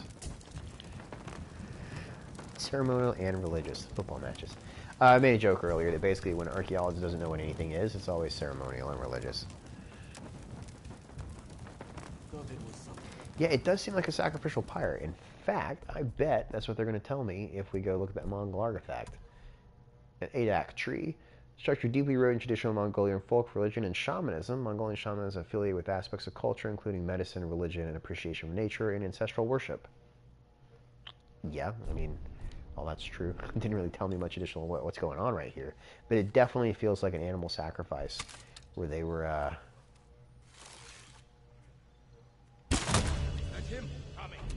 Oh, they didn't see me either. Oh, that's great. We're just going to keep hiding in this bamboo right here. I'm gonna pop up. I'm gonna be like, hey buddy, guess what? Bow in the face. Enemy archer! Take them out! It came from over Oh, there. man. Just stay alert. Guess what? Death. Death comes. Archer! Take cover! No. No, you take cover. And you... Guess he didn't want to face us. You're right, I don't. I'm just gonna keep shooting you all, and then collecting the arrows afterwards. It doesn't let me recollect the arrows. That's lame.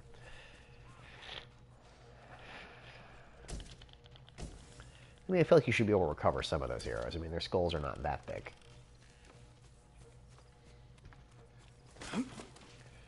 Gonna pick up more ammo, because it's... Really? You're not gonna let me refill my ammo? There's like, I can see arrows on the wall. It's like when you play Resident Evil and there's a pile of bullets and they let you keep 4. I have a level up point. I have a level up point. Oh yes, please. Techniques, gear, outfits, weapons, and ammo. I just upgraded that guy. Techniques. So, can I put some into other stuff yet? So I can do puncture. Tab, stab. No thanks. Ghost. I guess whatever helps me be better with a bow. Harness the way of the bow. Left trigger to aim, R2 to fire. Yep, already have that. Briefly slow time while aiming to improve accuracy. Alright, I dig it. Reduce concentration. What's this? Fast hearing, assassination. Can I do the thing where if I do the attack, I can like go through multiple people yet? That's later on. Dodge slash we just did. Sprint strike. Unyielding sword parry. Parry an unblockable attack from Mongol swords. Attacks where my blue glittering lines can be parried. Can be done in any stance. Perfect healing parry. Perfect parries recover a small amount of health. Also requires me to be able to... I guess this is the... this is just Mongol swords, it's not spears. Because earlier I was having issues with the spears. I feel like...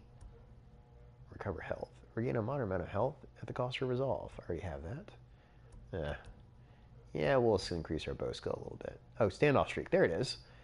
One enemy will rush in and oppose himself. Open killing blow. So now I can like kill multiple people in the opening like thing if I choose to do that. Yes, please. I want to do that.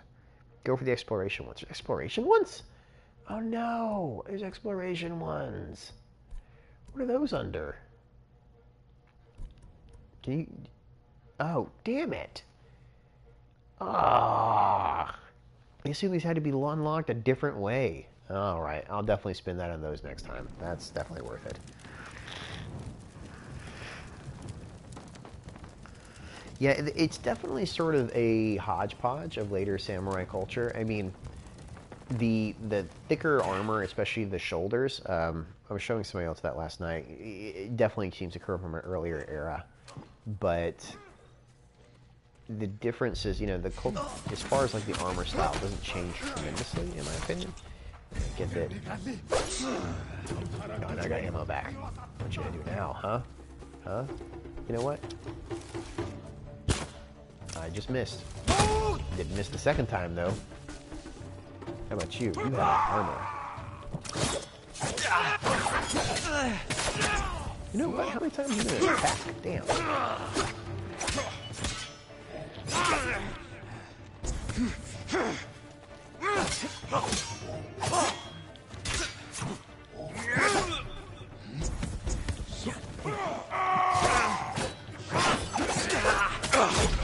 Gosh. Ugh.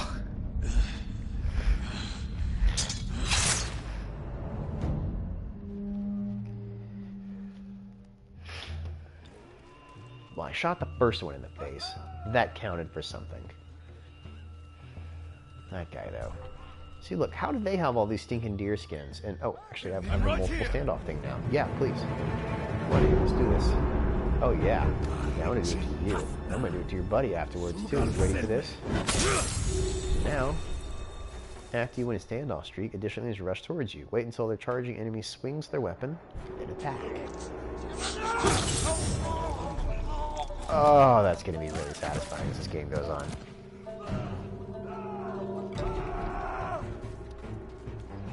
carry armored guys, they're side bosses. Gotcha.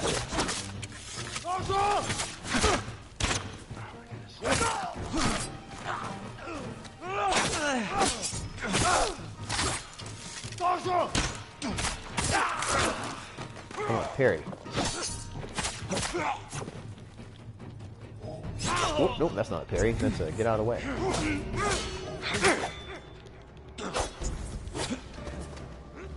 Come on. Oh, come on. That was a charging one. That wasn't even friggin' fair. Oh, that's unblockable. Damn it. You know what? Ah. I love the executions at the end. It's like, you died, and you deserve to feel bad about it, so allow us to show you exactly how bad you should feel about it. Are these like respawning the entire base every time? Come here and fight! I think they're respawning the entire base every time. You have to clear out all the guys every time. That's interesting. Normally, like, some games like kind of let you like half-ass it and like keep the one that you killed. How could they give you a big on-screen prompt? Attack now. That's what I know.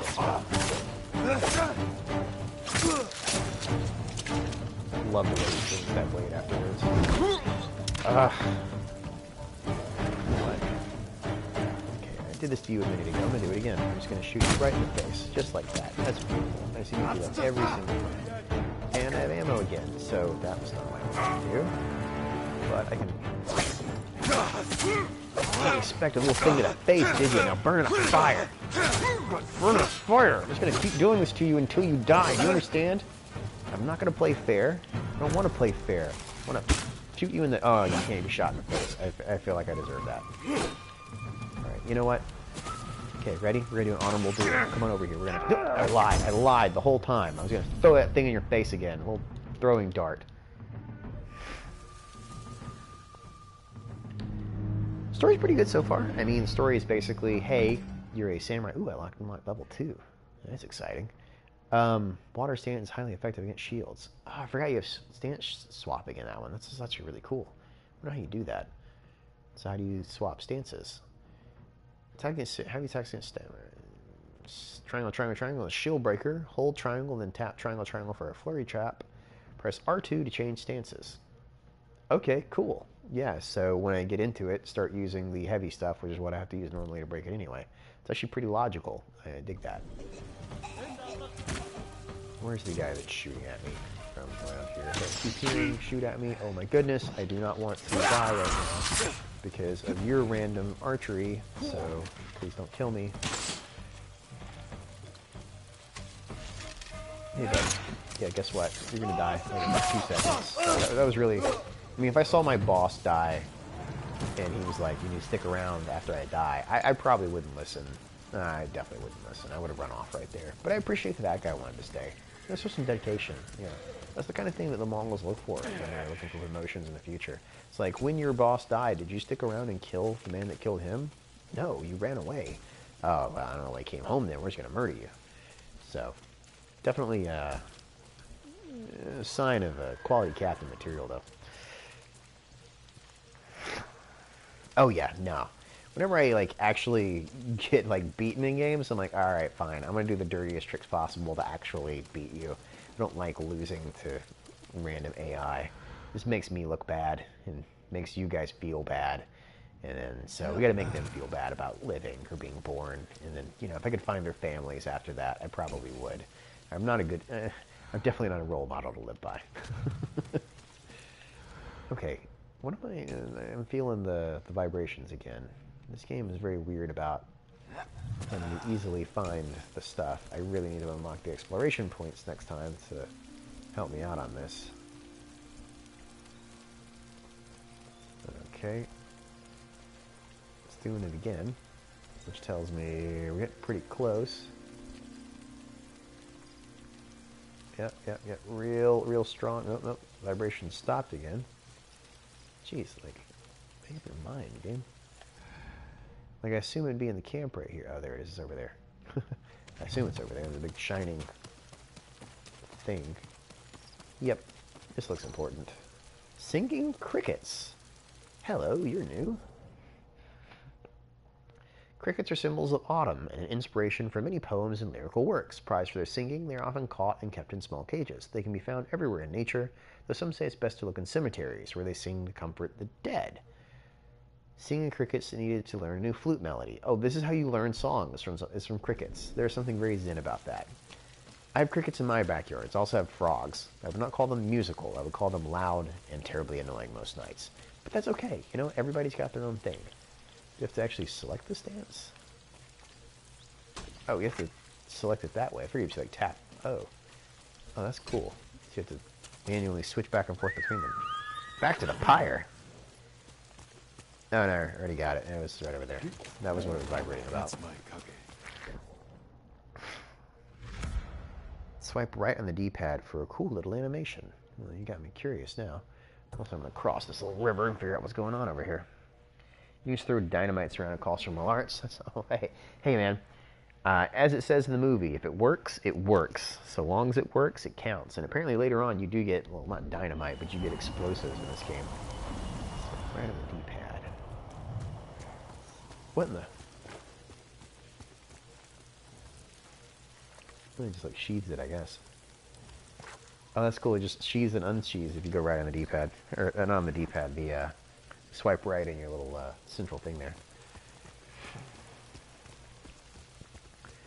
That's the special horse from Bundle. No, it's not. This is the special horse from whatever it just comes with in the game. Nothing special about it. That I'm aware of anyway. I mean, I just bought the standard edition. Face me!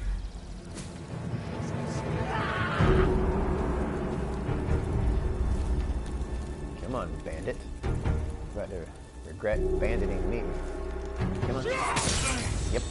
Watch you. You want some too? Yep. Because you're dead. That's why. Ugh. Really, buddy? With your Yari spear there? Ugh. That was just sad. You should learn to be bandits somewhere far more safe and easy to be bandits, I suppose. I mean, when you see a guy like this walk up on you, nothing about it says, this will be easy pickings, we should attack him. It's like all the bandits in Skyrim. You wonder how they survived that long with the intellect of, you know, squirrels. Yep, I do love the way he cleans the blood. He kind of lays it across it and just pulls. Gorgeous. You have arrived at your tracked location. Hello, Fox. Oh, yes, please lead me to something awesome. Oh, Taylor, if you're still watching, you're probably going to love this part. Foxes are the spirit animals in this game, and you follow them to, like, awesome prizes. They, like, lead you to shrines, and they tell you how great they are. And then afterwards, you pet them, because the people who made this game understand what's great in life. Petting foxes. I think I gotta run, though, because this fox moves really bleeping quick. Come on, buddy. There we go. Oh, man. Oh, apparently you run as fast as I do. I'm not gonna give up. Wow, okay. Jeez. Didn't realize this fox was gonna lead me on a marathon. And to a golden bird. Alright, we gotta kind of pick our battles here. So let's honor the shrine. Great little Shinto shrine action. Clap. Well, you can't pet it yet. You gotta be patient. So now that I've done this, the fox should be somewhere nearby. And I can find him and pet him. There should be a fox right around here. I'm about to lose a subscriber unless I can find this fox in like 2 seconds. Oh my god. Seriously, game, don't do this to me. They know where I live. They will find me and hunt me. Where's the fox, damn it? Oh my god. That sucker disappeared on me. Normally, like, you turn around and he's like, hey, I'm a fox. I'm like, that's cool, bro. And I pet him. But this fox was just not having it. Alright, yeah, I hear you, bird. Oh my god, where are you? Oh, I guess he wandered off on that one. Previously, yeah, he just turned around and he was right there. Alright, I saw a yellow bird. Yellow bird, like, went up this way somewhere. And the fox did too. This definitely feels like a secret path. I'll say that. Or... nah. Yeah, okay. Just gotta press X instead of R instead of X. think the game's a little unclear about which one it wants you to do. Follow the stream. Is there something hidden behind the waterfall? I would love it if there's something hidden behind the waterfall. I feel like this trick is not used enough in video games to hide things behind waterfalls. Ah, that's unfortunate. Hello. You look rusted and important. Have to go all the way back at the start. Whoa, hello. Jump again. Right, Fox is all the way back at the start where you found him. Alright, come on, man. Jump. Right, maybe they gotta like back up a little. There we go. Game is not based around parkour, let's be honest, but that's okay. It makes up for it in other charming areas. Hello, random people. Where am I? Supplies. I think I was here a minute ago. It just like brought me back into the circle. Yep, looks to be, because this is definitely the village with the archer lady. It's made a full circle is what it is. Yep, I'm back down at the springs again. Huh, I wonder if it was that same ass bird a minute ago that I couldn't figure out where he wanted me to run. I don't like following the golden birds, that's what I just figured out. Yeah, I'm back at the springs again. Did not expect that, frankly. Yeah, I successfully made a loop in some sort of weird fashion. I love the bridges in Japan. Like, the architecture on those bridges is just absolutely gorgeous. Like, the woodworking, in general, Japanese woodworking is something that's been fascinating. The level of love and care that goes into it. Yeah, man, you got a, can I buy your... Damn it, still have 19. Thank you. If I get that extra flour, I'm going to buy an awesome hat from you. So you stay right there. I'm coming back. Jackhole. Jerk about it. Hello, lady that sells things. Oh, hey, there's baiters. Hey, bro, what's up? Like your, traditional underwear thing you got going on? That's pretty cool. I'm not rocking that. I'm rocking an outfit entirely. Actually, can I go to my outfits and unselect the outfit? Nope. No, apparently there's not a naked option. It's okay. You know what? I get it. This game apparently doesn't want to be true to true Japanese culture. You can't strip down to just your undies, but it's okay. I'm not gonna hold against them. What's up? You look like someone who's had a lot of sake. Lord Sakai, you must do something. It's Kii's Sake Brewery in Azamo. That brewery is the Called it. pride of Tsushima. I remember the first time I tried Kii's sake. Soon there will be none left. The Mongols are taking it by force. I see what bet I they can are. If you just invaded a country and didn't have any booze, you'd probably go for it as well. You know what? This is priority, boys and girls. The value of sake, show and journal. Yep, we're going to go down there. As soon as possible, we're making our way to the sake place because, yeah, that cannot stand. That's just disappointing. An entire island of people cut off from the delicious wine elixir. This affront will not be allowed.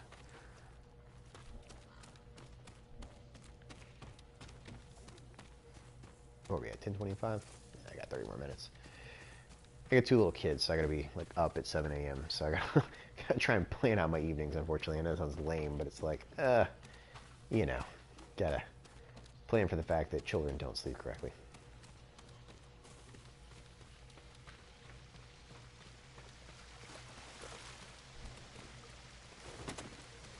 I'll admit that calling it a raid, while beneficial to me, is also terribly concerning as far as the term goes, especially with swatting becoming a thing in recent years. So when a bunch of people hop on a channel and say the word raid really loudly, I kind of like expected my door to burst in. I realize that's not how that works, but you know, I do get worried about that frequently, that you know, one day I'm gonna get swatted. So thankfully that's not a thing anymore, and people realize that you'll go to jail for a long time if you do that nonsense. Also just seems like a really hard time to do it, but I do worry about streaming with stuff like that up as a possibility. I think every streamer should if they have any bit of intellect. Arrow Peak Shrine item early, but I don't know where it is. Arrow Peak Shrine. So Yoshi Slope, Jade Hills, Kuka Halls, Old Wood Canopy, the Grove. I don't see an Arrow Peak Shrine. I haven't seen an Arrow Peak in general.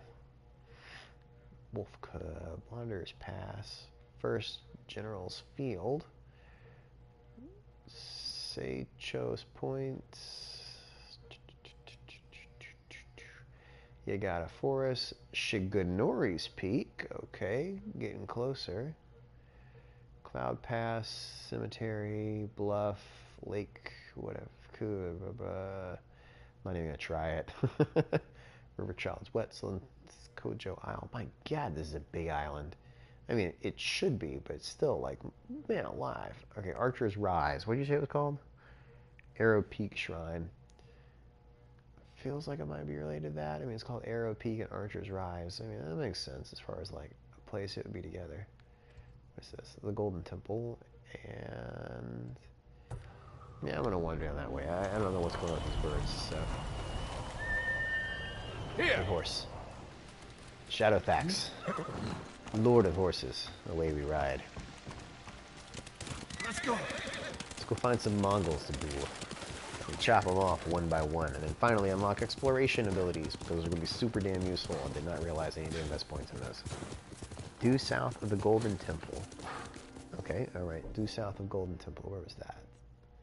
See, Golden Temple. Due south. This is south. So Archer's Rise. I was right. I think it would be, it's called Archer's Shrine, so Arrow Shrine. It would make sense if it was like related to the Archer's Rise. That makes sense. Come on, through the bushes. You got this. There we go. It's mid to bottom right. Yeah, well, I'm heading in the right direction. That's the main thing. Am I heading in the right direction? Yes, I am. The wind agrees.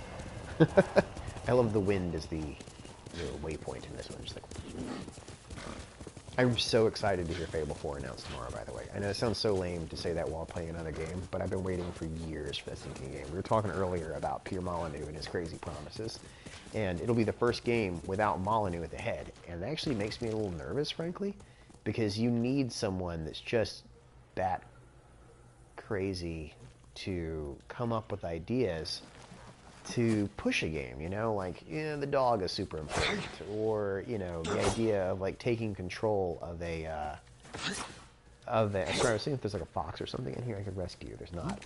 Or, the idea of taking over a kingdom and making judgments. Yeah, sure, it falls short, and it's inherently flawed, but you still want someone that wants to reach, you want to push the boundaries. And I really dig that, I appreciate that the games are flawed, but you could feel that he wanted something better, he just couldn't manage it.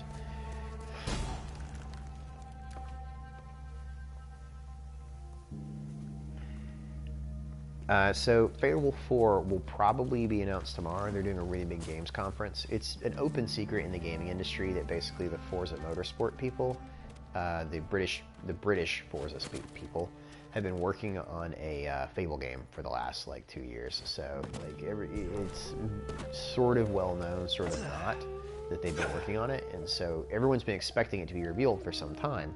And the word on the street right now is not only is the CG trailer going to reveal, but they're going to reveal an in-game, gameplay trailer. So it's fairly far along as well.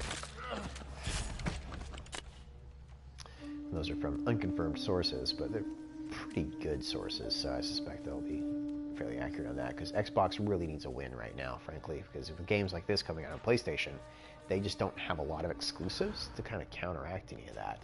So they really need something that can, work well for them in the same kind of capacity and, drive people to their platform. Because I know, one of the reasons that I ended up getting a PlayStation is to play this game, God of War, and stinking Spider-Man. I mean, I can't. The last really good exclusive for the Xbox was Gears of War, I guess. And I don't even like Gears of War, so I didn't care. So it's definitely kind of it is not equal footing to play against PlayStation, to say the least. It's not very samurai of me right now, but I also kind of just like living a little, so I'm going to keep shanking people from behind. So every day at 10 o'clock on NHK Japan, NHK Japan is that channel I keep mentioning that comes over the airwaves. It's like a Japanese, national broadcasting corporation thing. they have ninja. It's like 10 o'clock, and they have like 20 minutes of ninja stuff. It's like, I think it's called Way of the Ninja, Art of the Ninja, and they have this guy, and he just goes around, and he speaks to these Japanese researchers, and they try and recreate ancient ninja artifacts and ancient ninja techniques. And the announcer has a wonderful voice. But for some reason, the people who make the show decided that he should also be the person on camera the whole time. And so he looks, if anyone saw Legend of the Sea Crew back in the day, like Zedekus Sul-Zarander, or if you've ever seen the second Mad Max movie, the gyrocopter pilot, just like this really like big mouth, goofy looking guy that should not be allowed to do his own, lead his own special, but is allowed to do so anyway. You know what, I'm gonna try that again. Okay, gonna line it up right there. And hi there. Now you're dead. Good. Yeah, Xbox has definitely doubled down on timed exclusives. They want, for the first month, it's only our stuff. Stop blowing your horn. You know, they paid for a lot of exclusivities initially with Modern Warfare, but then Sony kind of beat them to the punch with the most recent Modern Warfare stuff. Call of Duty, I mean, sorry. Where they paid a lot of money for that exclusivity, and it's left a bad taste in people's mouths. Exclusivity, especially timed exclusivities, are a very mixed bag, where if you do it wrong, it pisses off the fan base, and just ask Epic Game Store. You know, they paid a lot for those exclusives, and it sort of made it where people didn't respond the way they wanted them to say the least. You guys come up here. Oh yeah, fight on the rooftops. Excellent. I'm so excited about this. Oh.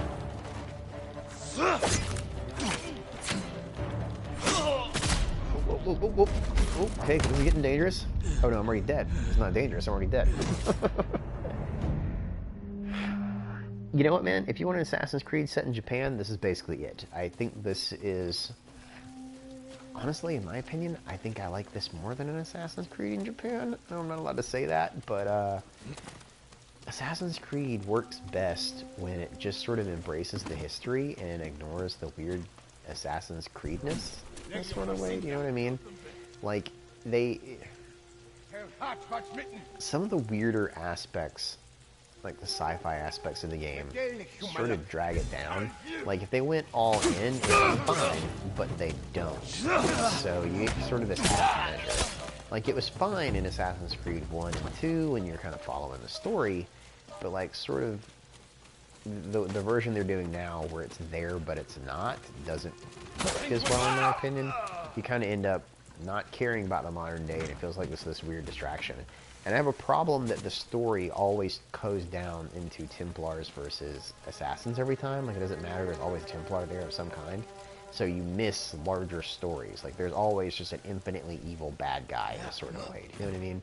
Like, there's no redeemable nature or a deeper story you can tell. Like, they've already established in this game that, hey, you know, you may be fighting Mongols, but those Mongols are not pushovers, and they're there not to, like, destroy mankind, but to, like, you know, there's conquerors. Black Flag is the best. I am a Assassin's Creed 2 guy, or possibly Brotherhood. I think Brotherhood actually has the more developed mechanics, but I like the story of 2 a little better, you know, even though it has its own problems. I'm gonna juke through this window real quick and escape these guys. You know, Ezio had the advantage of having 3 games to really develop his character, but he was charming right off the bat, and that's hard to create a protagonist that people are interested in instantly, you know.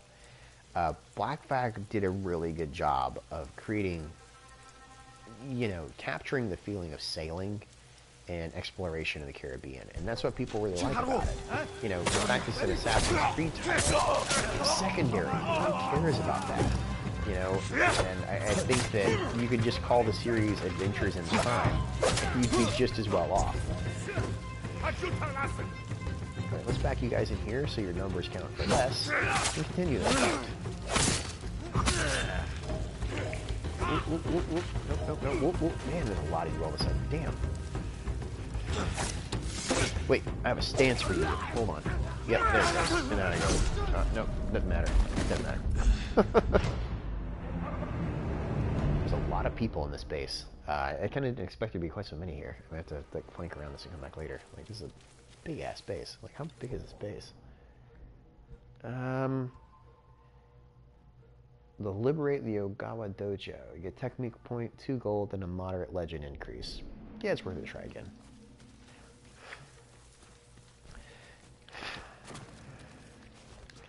But I mean, it's a series I really enjoy, you know, but at the same time, there's just no real reason for them to do it. I think that, you know, I can't imagine they're going to see this game and then be like, oh, we should set Assassin's Creed in Japan. Like, I think people are going to avoid it with a 10-foot pole for a while. Because this is definitely one that's been a big release, and it's been very noisy since its release. So if they're going to Japan next, it's going to be a hard act to follow.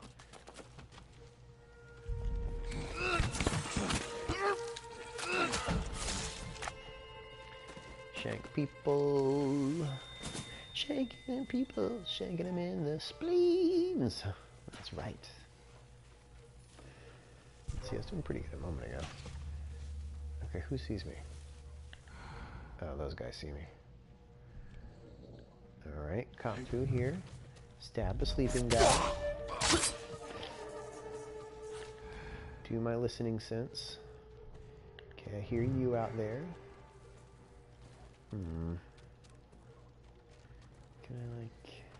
Can I like pull you through here? No, no, no, no. Come on, come on. You did not see me. There's no way. Oh, God damn it. I'm gonna stab you through a wall. That's what I want to do right now. Oh my goodness, that guy's like right there. I do not know how I'm gonna like get around him. Let's figure this out. All right, so like maybe like go like a long way around kind of thing. Let's try this. Technically, Assassin's Creed's already been to China, by the way. They have a 2D side-scroller game that nobody actually played. No, no, no, no, no, no, no, no, no, no! Oh, damn it. Okay, run, run, run, run, run, run, run. You saw nothing. And hide. This counts as hiding, right? This feels like a hiding place. Like, I'm totally can't be seen here. You're mistaken.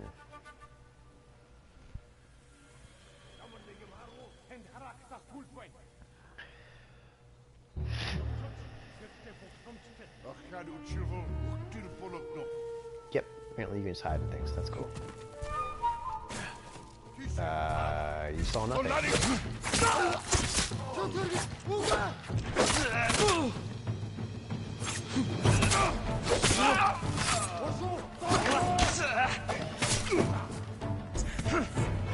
Run! Running again. Run, run, run, run, run, run, run, run, run, run, run. The amazing art of the samurai, the running away. Well-known technique. You there. That counts. Oop. I just feel so silly right now. Like, it's okay.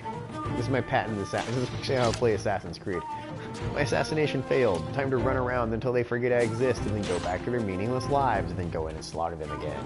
Because if you're outnumbered by way too many men, you gotta cheese it. You guys are smart enough to, like, hunt me. Oh, you didn't even, like, pretend to not know I was there. Okay, that's good. I actually appreciate that. The game's just like, no, you're not gonna do that.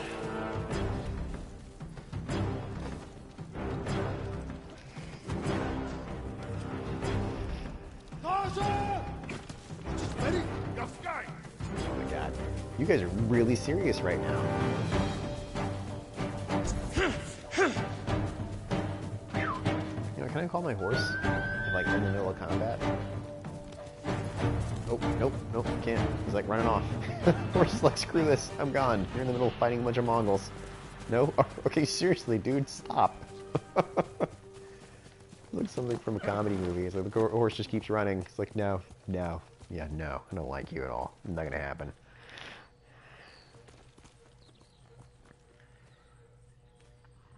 Ah, you know what? 8 Princes got a really rough start. Like, people, that's not the DLC they were looking for. for the first major expansion off of Three Kingdoms, and I think that really sort of hurt the reception of Three Kingdoms in a way.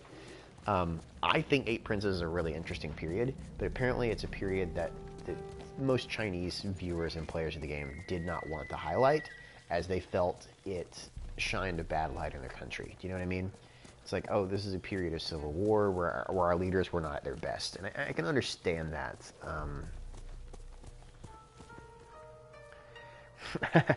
You know, I like Assassin's Creed. Saying Assassin's Creed is going to do a historical game. This is more historical than Assassin's Creed is by far, in my opinion. Personally, I like that they put a lot of research into them. I like that there's a lot of nice detail. They, you know, making all their people either really just ridiculous villains just is a lot of issues, in my opinion. And I really am not looking forward to see how they treat Alfred the Great and his posse right there. Like, the characterizations on people just floor me sometimes, how they do it.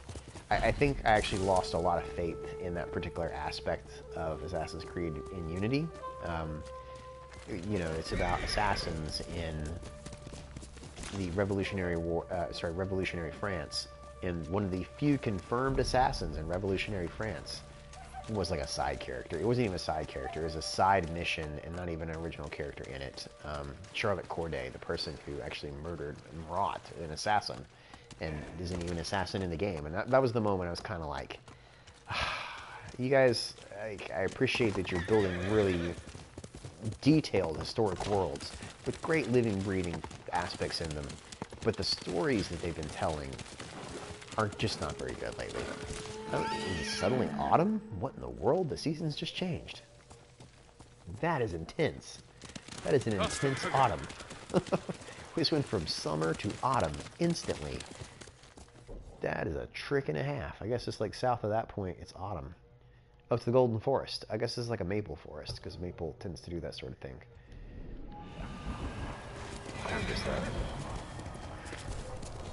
Yeah, Robespierre their entire characterizations. It's a great way of putting it. Same thing with if you played Origins. Caesar, who they just drop in randomly in the third act.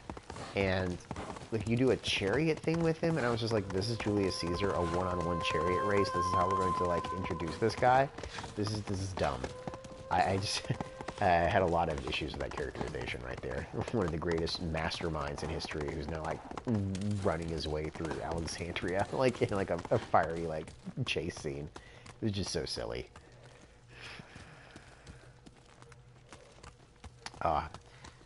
You know what? I actually like a lot of aspects of Unity. I think it's one of the most beautiful games, and the crowd physics of that really are amazing. And talk about accurately capturing the feel of an era. I mean, the architecture on that is so spot on. So I did I was working on a short film, actually. You know, Assassin's Creed used to have this thing where they had a short film competition before every major game release. So I was working on a short film, like a story-inspired short film. Which you can see on my channel, actually. It's called Assassin's Creed Revelations, I think is what it's called. But the concept was, you know, there is going to be about the going in and the assassination of all the guys leading up to the arrest of Robespierre right there. Lord which is a crazy story that I'll tell in a minute. But it's good to see you. Gonjiro, right? Actual Hotel de Ville that all takes place in has a very distinct look during this period, and they managed to get it right. You know, I mean, it takes a deep level of research, and whoever their team is, they do that research. You know, they want to make sure that it looks as accurate as possible and as true to form as possible, and I really respect that. You know, there's some serious historians working there. It's a shame that the other parts of the game sometimes let that down. Accept these gifts. Thank you, Gonjiro. And everyone else who contributed. We'll keep donating what we can, here and elsewhere, as word of your victory spread. And I appreciate that it feels like the entire island is behind this guy. You know, he's their last kind of remaining lord. And so everyone's working to kind of support him, you know, because they realize he's working for them. So that's pretty cool. I like it's an interesting feeling to have in a game. You know, to have like the whole community's behind you, even if it's secret. Glowering warrior, crafted for a proud samurai of Tsushima. Oh, we got a face mask. Oh yeah, that's cool. That's cool.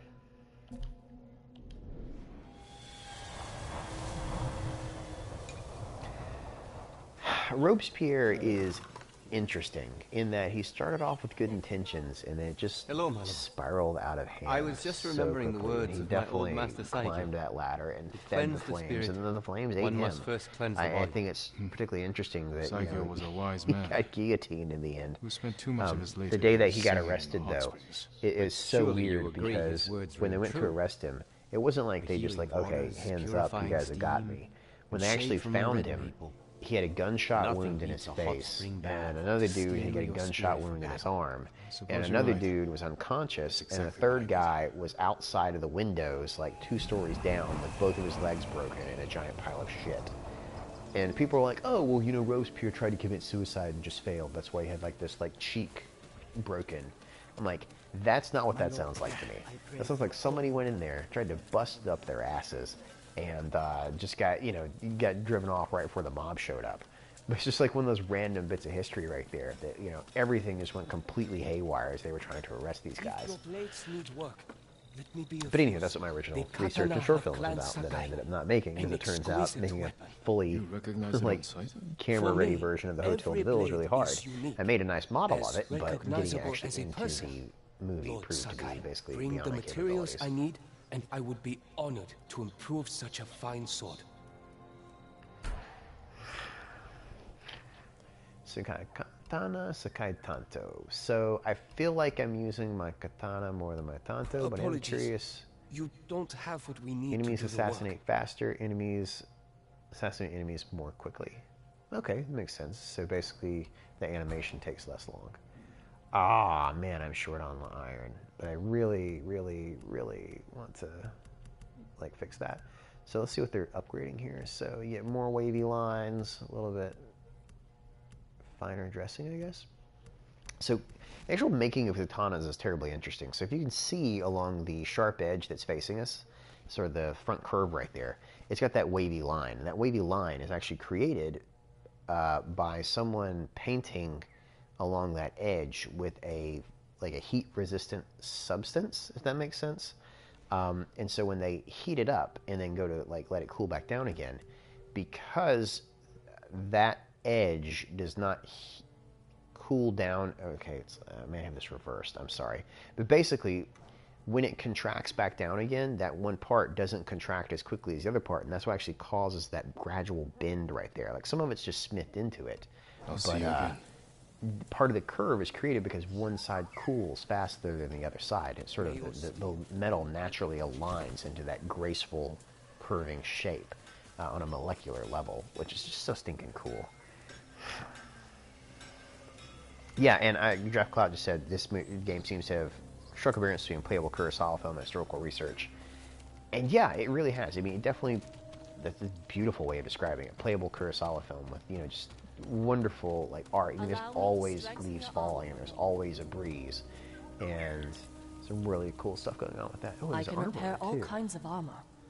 Make it the envy of Hachiman himself. Even broken armor fresh off the battlefield? Well, that does look quite damaged. Bring me something in better condition, and I would be honored to show you my skill. Basically, your shit's too busted, but we can try and help you. You need So more to traveler's make these attire requires improvements. way more supplies. Oh, it clears off fog of war. Oh, that's cool. So, and as it repairs, it looks nicer. I love when games do that. That like it's not just an arbitrary tier change, but it really does change it slightly. By the way, I really hope this game series inspires people to watch some of Kurosawa's work. It's a tough sell. I tried to show some students Yojimbo a couple of years ago because, you know, it's probably the most approachable in my opinion. You know, 90 minutes long. It's been adapted into countless westerns. You know, basic revenge film. But even then, it was a bit too rough for them. I think I saw Seven Samurai for the first time when I was in high school, and I was just breathlessly taken away with it. You know, something like that could exist. And it's not just me. I mean, whole generations of filmmakers have been inspired by Kurosawa. George Lucas will tell you that the original Star Wars was largely based off of The Hidden Fortress by Kurosawa, and that he actually approached Toshiro Mifune, who was in The Hidden Fortress and played the General Kenobi character there, to play Obi-Wan Kenobi in Star Wars. He wanted the same guy because he loved him so much. for the role. And man, that would have been so cool. I mean, there's a reason that the initial fighting between Darth Vader and Kenobi looks like a Japanese-style kendo fight. You know, there's a reason that he's using that style right there. Yet again, he's drawing on those inspirations of Kurosawa and Japanese culture. I just can't imagine what Mifune would have looked like as Obi-Wan. That would have been a very different world. Very cool, to say the least. But he was filming Shogun at the time, a really popular U.S. miniseries that really brought Japanese culture to a lot of people in the 80s who had never really seen much of it on American television. Hey, it's the Bowyer again. You guys are in every town. You know that? I feel like this is one of those towns. This is one of the hub towns. So like, hey, you need stuff? Come to this hub town. It's nice that they're scattered around the map. So I'm going to keep running into these. I always love these, like, trees, the worshipped trees. These giant ones have these giant banding around them. If you've ever seen the Samurai Trilogy, also starring Mifune, but not a Kurosawa film, it's the story of Miyamoto Musashi told in 3 parts. The first part ends at a fight next to one of these giant trees. It was also largely shot outside in like these beautiful landscapes. The parts 2 and 3 were nearly all filmed on a soundstage, so it's very different. Feeling, obviously, when you get to the end right there. Swordsmith, my lord. And you're the swordsmith I talked to a second ago, although where is all my iron? I need iron because I need a better weapon, because I need to be able to chop people faster, so I gotta find that. Yeah, Ran. Let's see, which one's Ran? Is Ran the one... Is the Ran his last one? The one that's like the adaptation of King Lear? Is that the one that one is?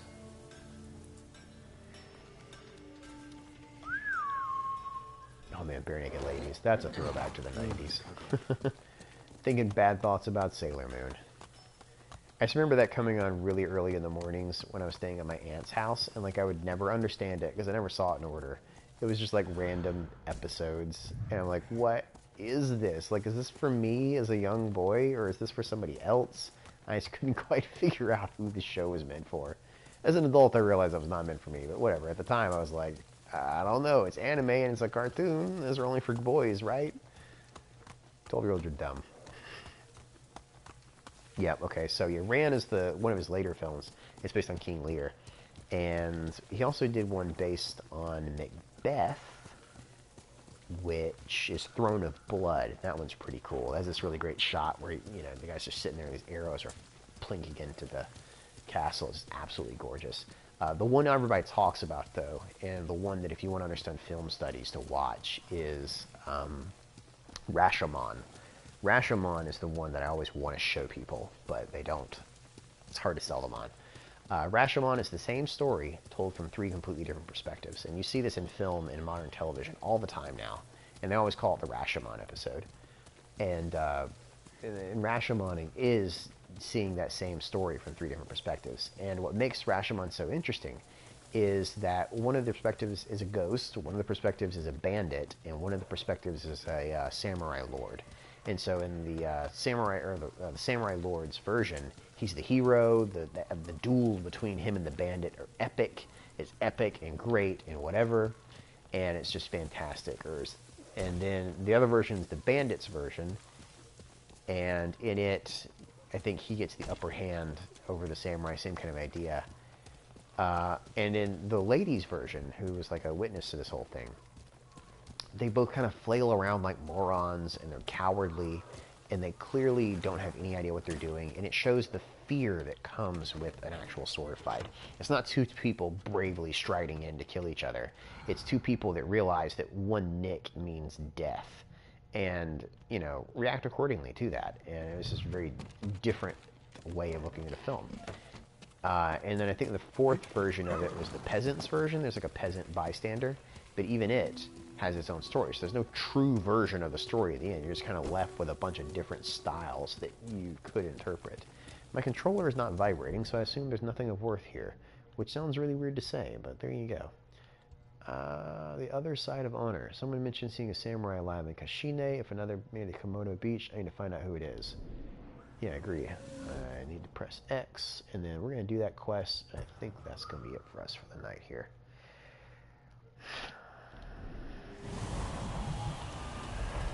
The wind blows that way. I know which way to go now. Never seen Engelmoy. It's anime, same with anime flair. Oh, about this? No, I've never seen. It's funny. I'm not very versed in anime. I've seen a lot of the. I've seen most of them that made it to the United States. Just thanks to Toonami and stuff like that. The problem I ran into as an adult is that I don't have, because I have kids or like a lack of time, I don't have the ability to watch a lot of subtitled ones. I kind of need dubs just because I can't always be looking at the TV just because of the stuff I'm having to do. And so it's proven a real challenge there. I don't mind subtitles, obviously. I mean, especially, you know, Kurosawa films. I don't watch anything but.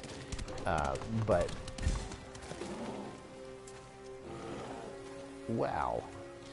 Buddy, let's be honest right here. I'm not... Did you just kill him? I'm just impressed. Okay, hello. Like, no warning or hello or anything? I mean, I was really impressed you just managed to kill a bear. I was gonna, like, congratulate you. You're gonna come up and, like, try and, like, kill me. What's up with that, man? I was just like, dude, you just... You know what? I'm gonna take a free bear hide. If you're gonna be like that, then I'm just gonna steal your bear fur and run off. Because you were epic, and then you wanted to be a dick about it. I don't even want to say. Like, you managed to kill a bear. That was just... That was insane.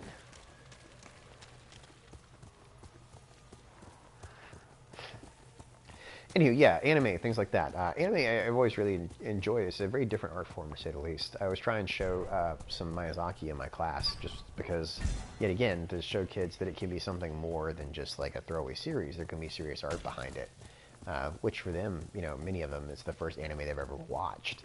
And to realize that, you know, an entire culture uses this as a way of expression is really cool. I actually show typically Howl's Moving Castle, which because it's good for teenagers. Spirited Away is a bit too young, I find. It's very good for middle and elementary school. And then obviously Ponyo is for little kids. My son loves Ponyo. But he's a little kid, so he would. Looting some arrows. I'm not going to be caught off guard again by a dead dude fighting a bear. I actually will be. I'll totally be caught off guard. I'll just be like riding along and be completely surprised about his bear every time. Also, it's kind of interesting because obviously bears are like bad guys in this game, but like bears are typically not very aggressive. Actually, like, you know, they avoid humans like everybody else, like animals. So showing them as like wildly aggressive is sort of humorous in this case. I can buy a hat now. Oh my God, you're right. I can buy that hat. A great straw hat of the old enforcers that would walk around. What is this place? I agree. What is this place? It is very peaceful here. There's no crazy music. Lots of, looks to be planted onions, something like that in the ground. My lord, please go inside. Oh. Lord Jinroku will be back soon. Oh, okay. This feels like something bad's gonna happen. Have you ever like played a part in a game and been like, this is too perfect? Because there's a bunch of peaceful peasants. They're like, Lord Jinoko's going to be just right back. I'm like, is he? Or did you guys kill Lord Jinoku and like stuff his body somewhere and then sell him to the Mongols? Because I think that's what you did because you're a bunch of dirty peasants. And that's what Kurosawa taught me, is don't trust any peasants.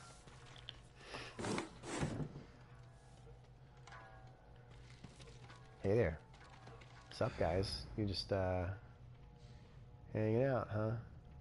Okay, we're all hanging out around the fire. Just doing our thing, like it's normal. I thought you were Lord Jinroku, but you're another samurai. Welcome, That's right. my lord.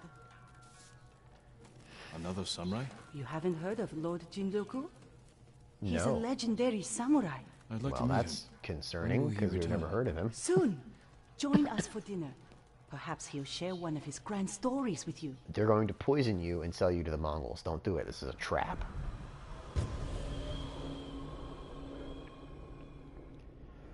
So even the way it pops up on the screen like that is even throwing back to Seven Samurai. Like it jumps up on the From screen. my dangerous mission.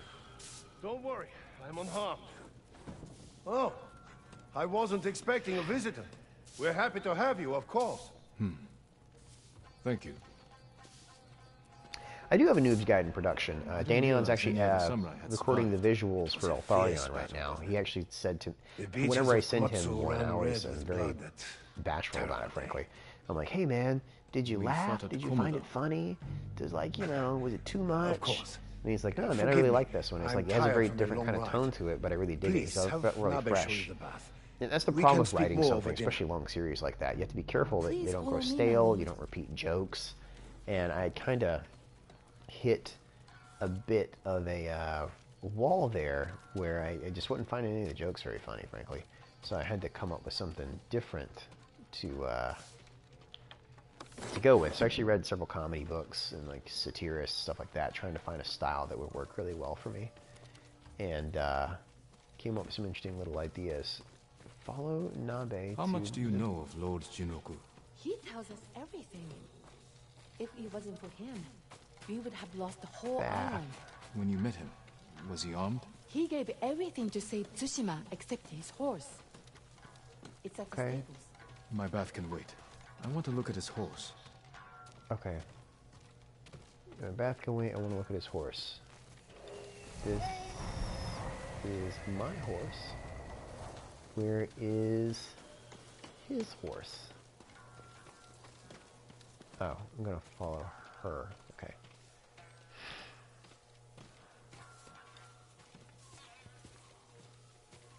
Oh, yeah. I mean, everything about him implies that he is definitely not a real samurai. I mean, I kind of just assumed that. You gonna bathe me, or am I supposed to bathe myself? I'm supposed to bathe myself. I'm just gonna take this leather. That's legit. Do a little water stuff. There should be stables right over here if I had to guess. Oh, hello, horse. A farm horse. Yeah. Never seen battle.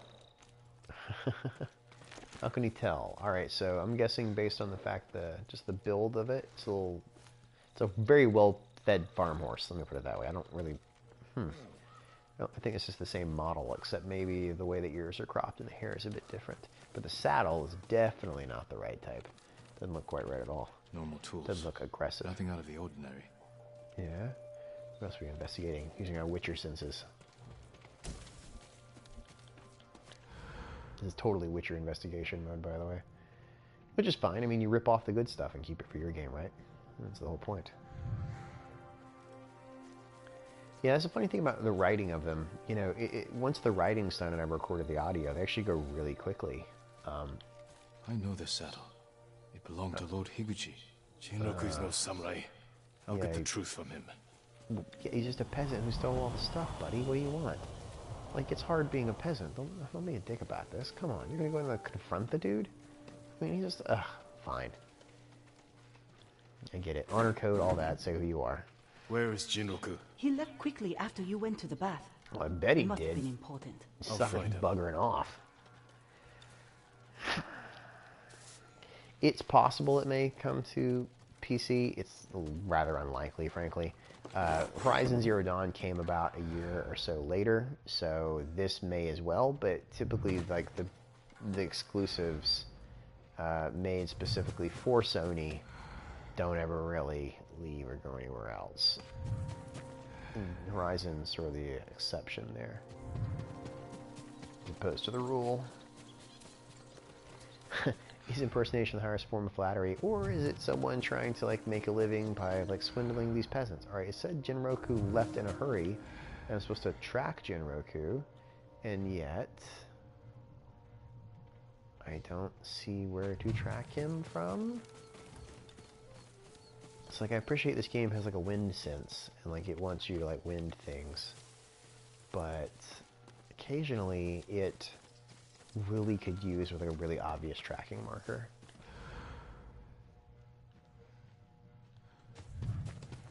I mean, did he go back to the stable again? Let's try that. Because like I'm expecting to see tracks. And I don't see anything.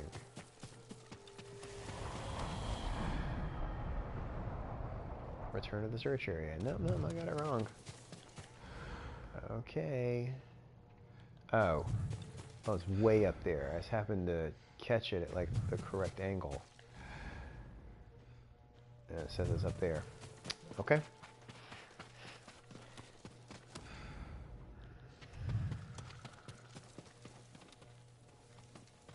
footprints, I was stepping on it.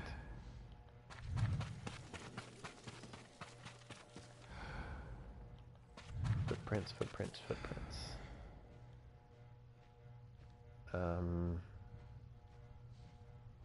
Whatever footprints you were seeing, I'm not seeing.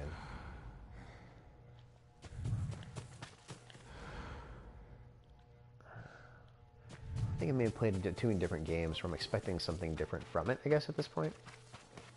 There are tracks pointing up the hill. Yep, there they are. Boop, there they are. Now I see them. Yeah, like, I kind of expected these to be glowing or something. It sounds dumb to say that, because it's very hand-holdy. And this game isn't necessarily holding your hand, but you know what I mean? Like, I'm so conditioned to that sort of thing in games now. It's so weird to kind of have it draw back. I mean, like, right now, there's no HUD on the screen. We need to talk. There's no heads-up display at all. You know, and the game definitely wants you to draw you into the world, to feel more like you're in it, to take away as many of these distractions as possible. It's just sort of a weird way to play a game. Before it's too late. So conditioned to look for this stuff. Weird critique. This guy doesn't run like a Japanese samurai. If you ever seen a Kurosawa film, they do this weird sort of like run where they kick their legs out behind themselves. Stop! But not what he's doing. Come on, come on, come on. You, stop running. Also, why would you kill him? For... Yo, are we gonna talk? I do I run up and slice him? duel. Okay. Yes. It's the only way. If that's your wish, I accept. Press and hold triangle.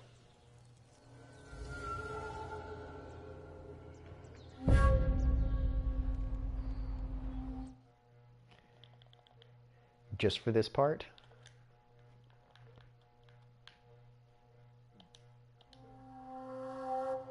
Just for this part. I like the stillness of it. That's very on for the style. Do I have to press something? I feel like I'm going to maybe press something in a second. Wait, I don't want to die. I surrender. I'm sorry. Tell me who you really are. I'm nobody. I was just trying to survive.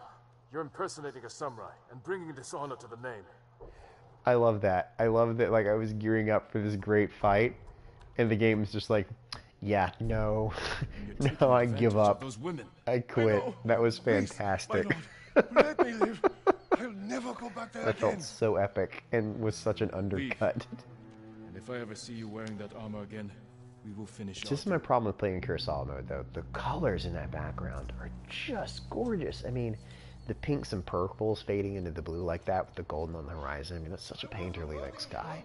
Like, someone took so long to making that, and so it feels such a shame to play in Kurosawa mode sometimes. I should tell those women the truth. Yeah, you gotta go back into the town and be like, yeah, so bad news. Turns out your samurai was a fake. Like, there's no polite way of saying to someone that the guy that you were feeding and housing is a sham. Like, how does he expect this to end? Yeah, I like to be surprised in games, and that was definitely surprising. Like, I was expecting to have to fight this guy, but instead he's like, nope, I'm a coward. I'm like, nah. Seems like it's on par as well. You know, you basically are a coward. So, where's that little, like, wash bin right here? What is this? Carved mountain hot screen. Minor increase in health. If I go...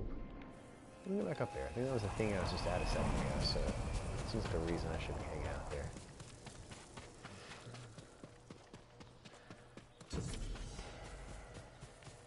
Plum Blossom Shrine.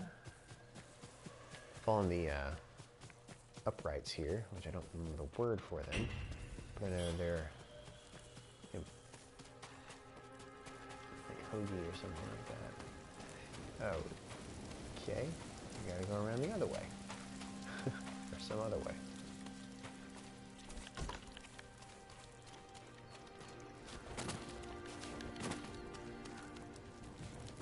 Okay, we can do this. Oh, too far. And heap. Yeah, there we go. And again. We can kind of. Look at him bouncing into those trees like a boss. And man, why? There's a lot of stuff we're like suddenly like jumping around for here. I have no idea where I am. Alright, so...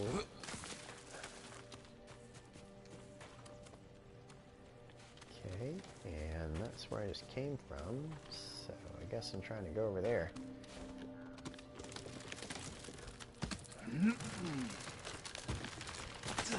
Alright, and...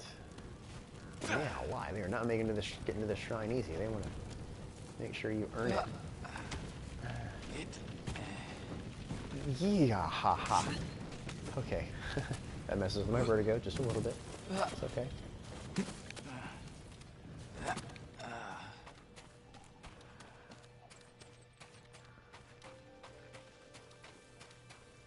Man, they make a climb. Not easy, but those are pretty cool. I mean, they're basically like the tower stuff from the Assassin's Creed games here for Far Cry.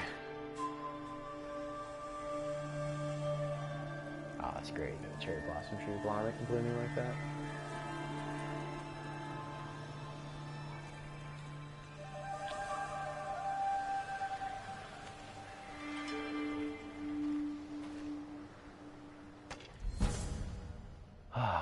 Charm of the Kami of Fire. Kami of Fire. Bonus damage while 50% health or less. Perfect parries is more useful for me because I suck at it, let's be honest. I'm not even going to pretend otherwise. Alright, well, that feels as good a place as any to stop to me. We unmasked the fake samurai and we climbed another shrine. So, I think that's a good spot to stop for tonight. So thanks for tuning in, guys, and thank you to the people who rated me. Hopefully you had a good time watching, learned a little bit about Japanese culture and the game itself. And yeah, oh, we're gonna have multiple. Oh, awesome! I'll attach one here in a second. Yeah, tomorrow night we'll buy our hat and we'll put on the rest of our stuff and keep plugging away in the world of samurai. I just kicked over my drink on the floor and it's actually soaking into the carpet, so I'm gonna let you guys go and take care of that. Have a good night, everybody, and thanks for tuning in.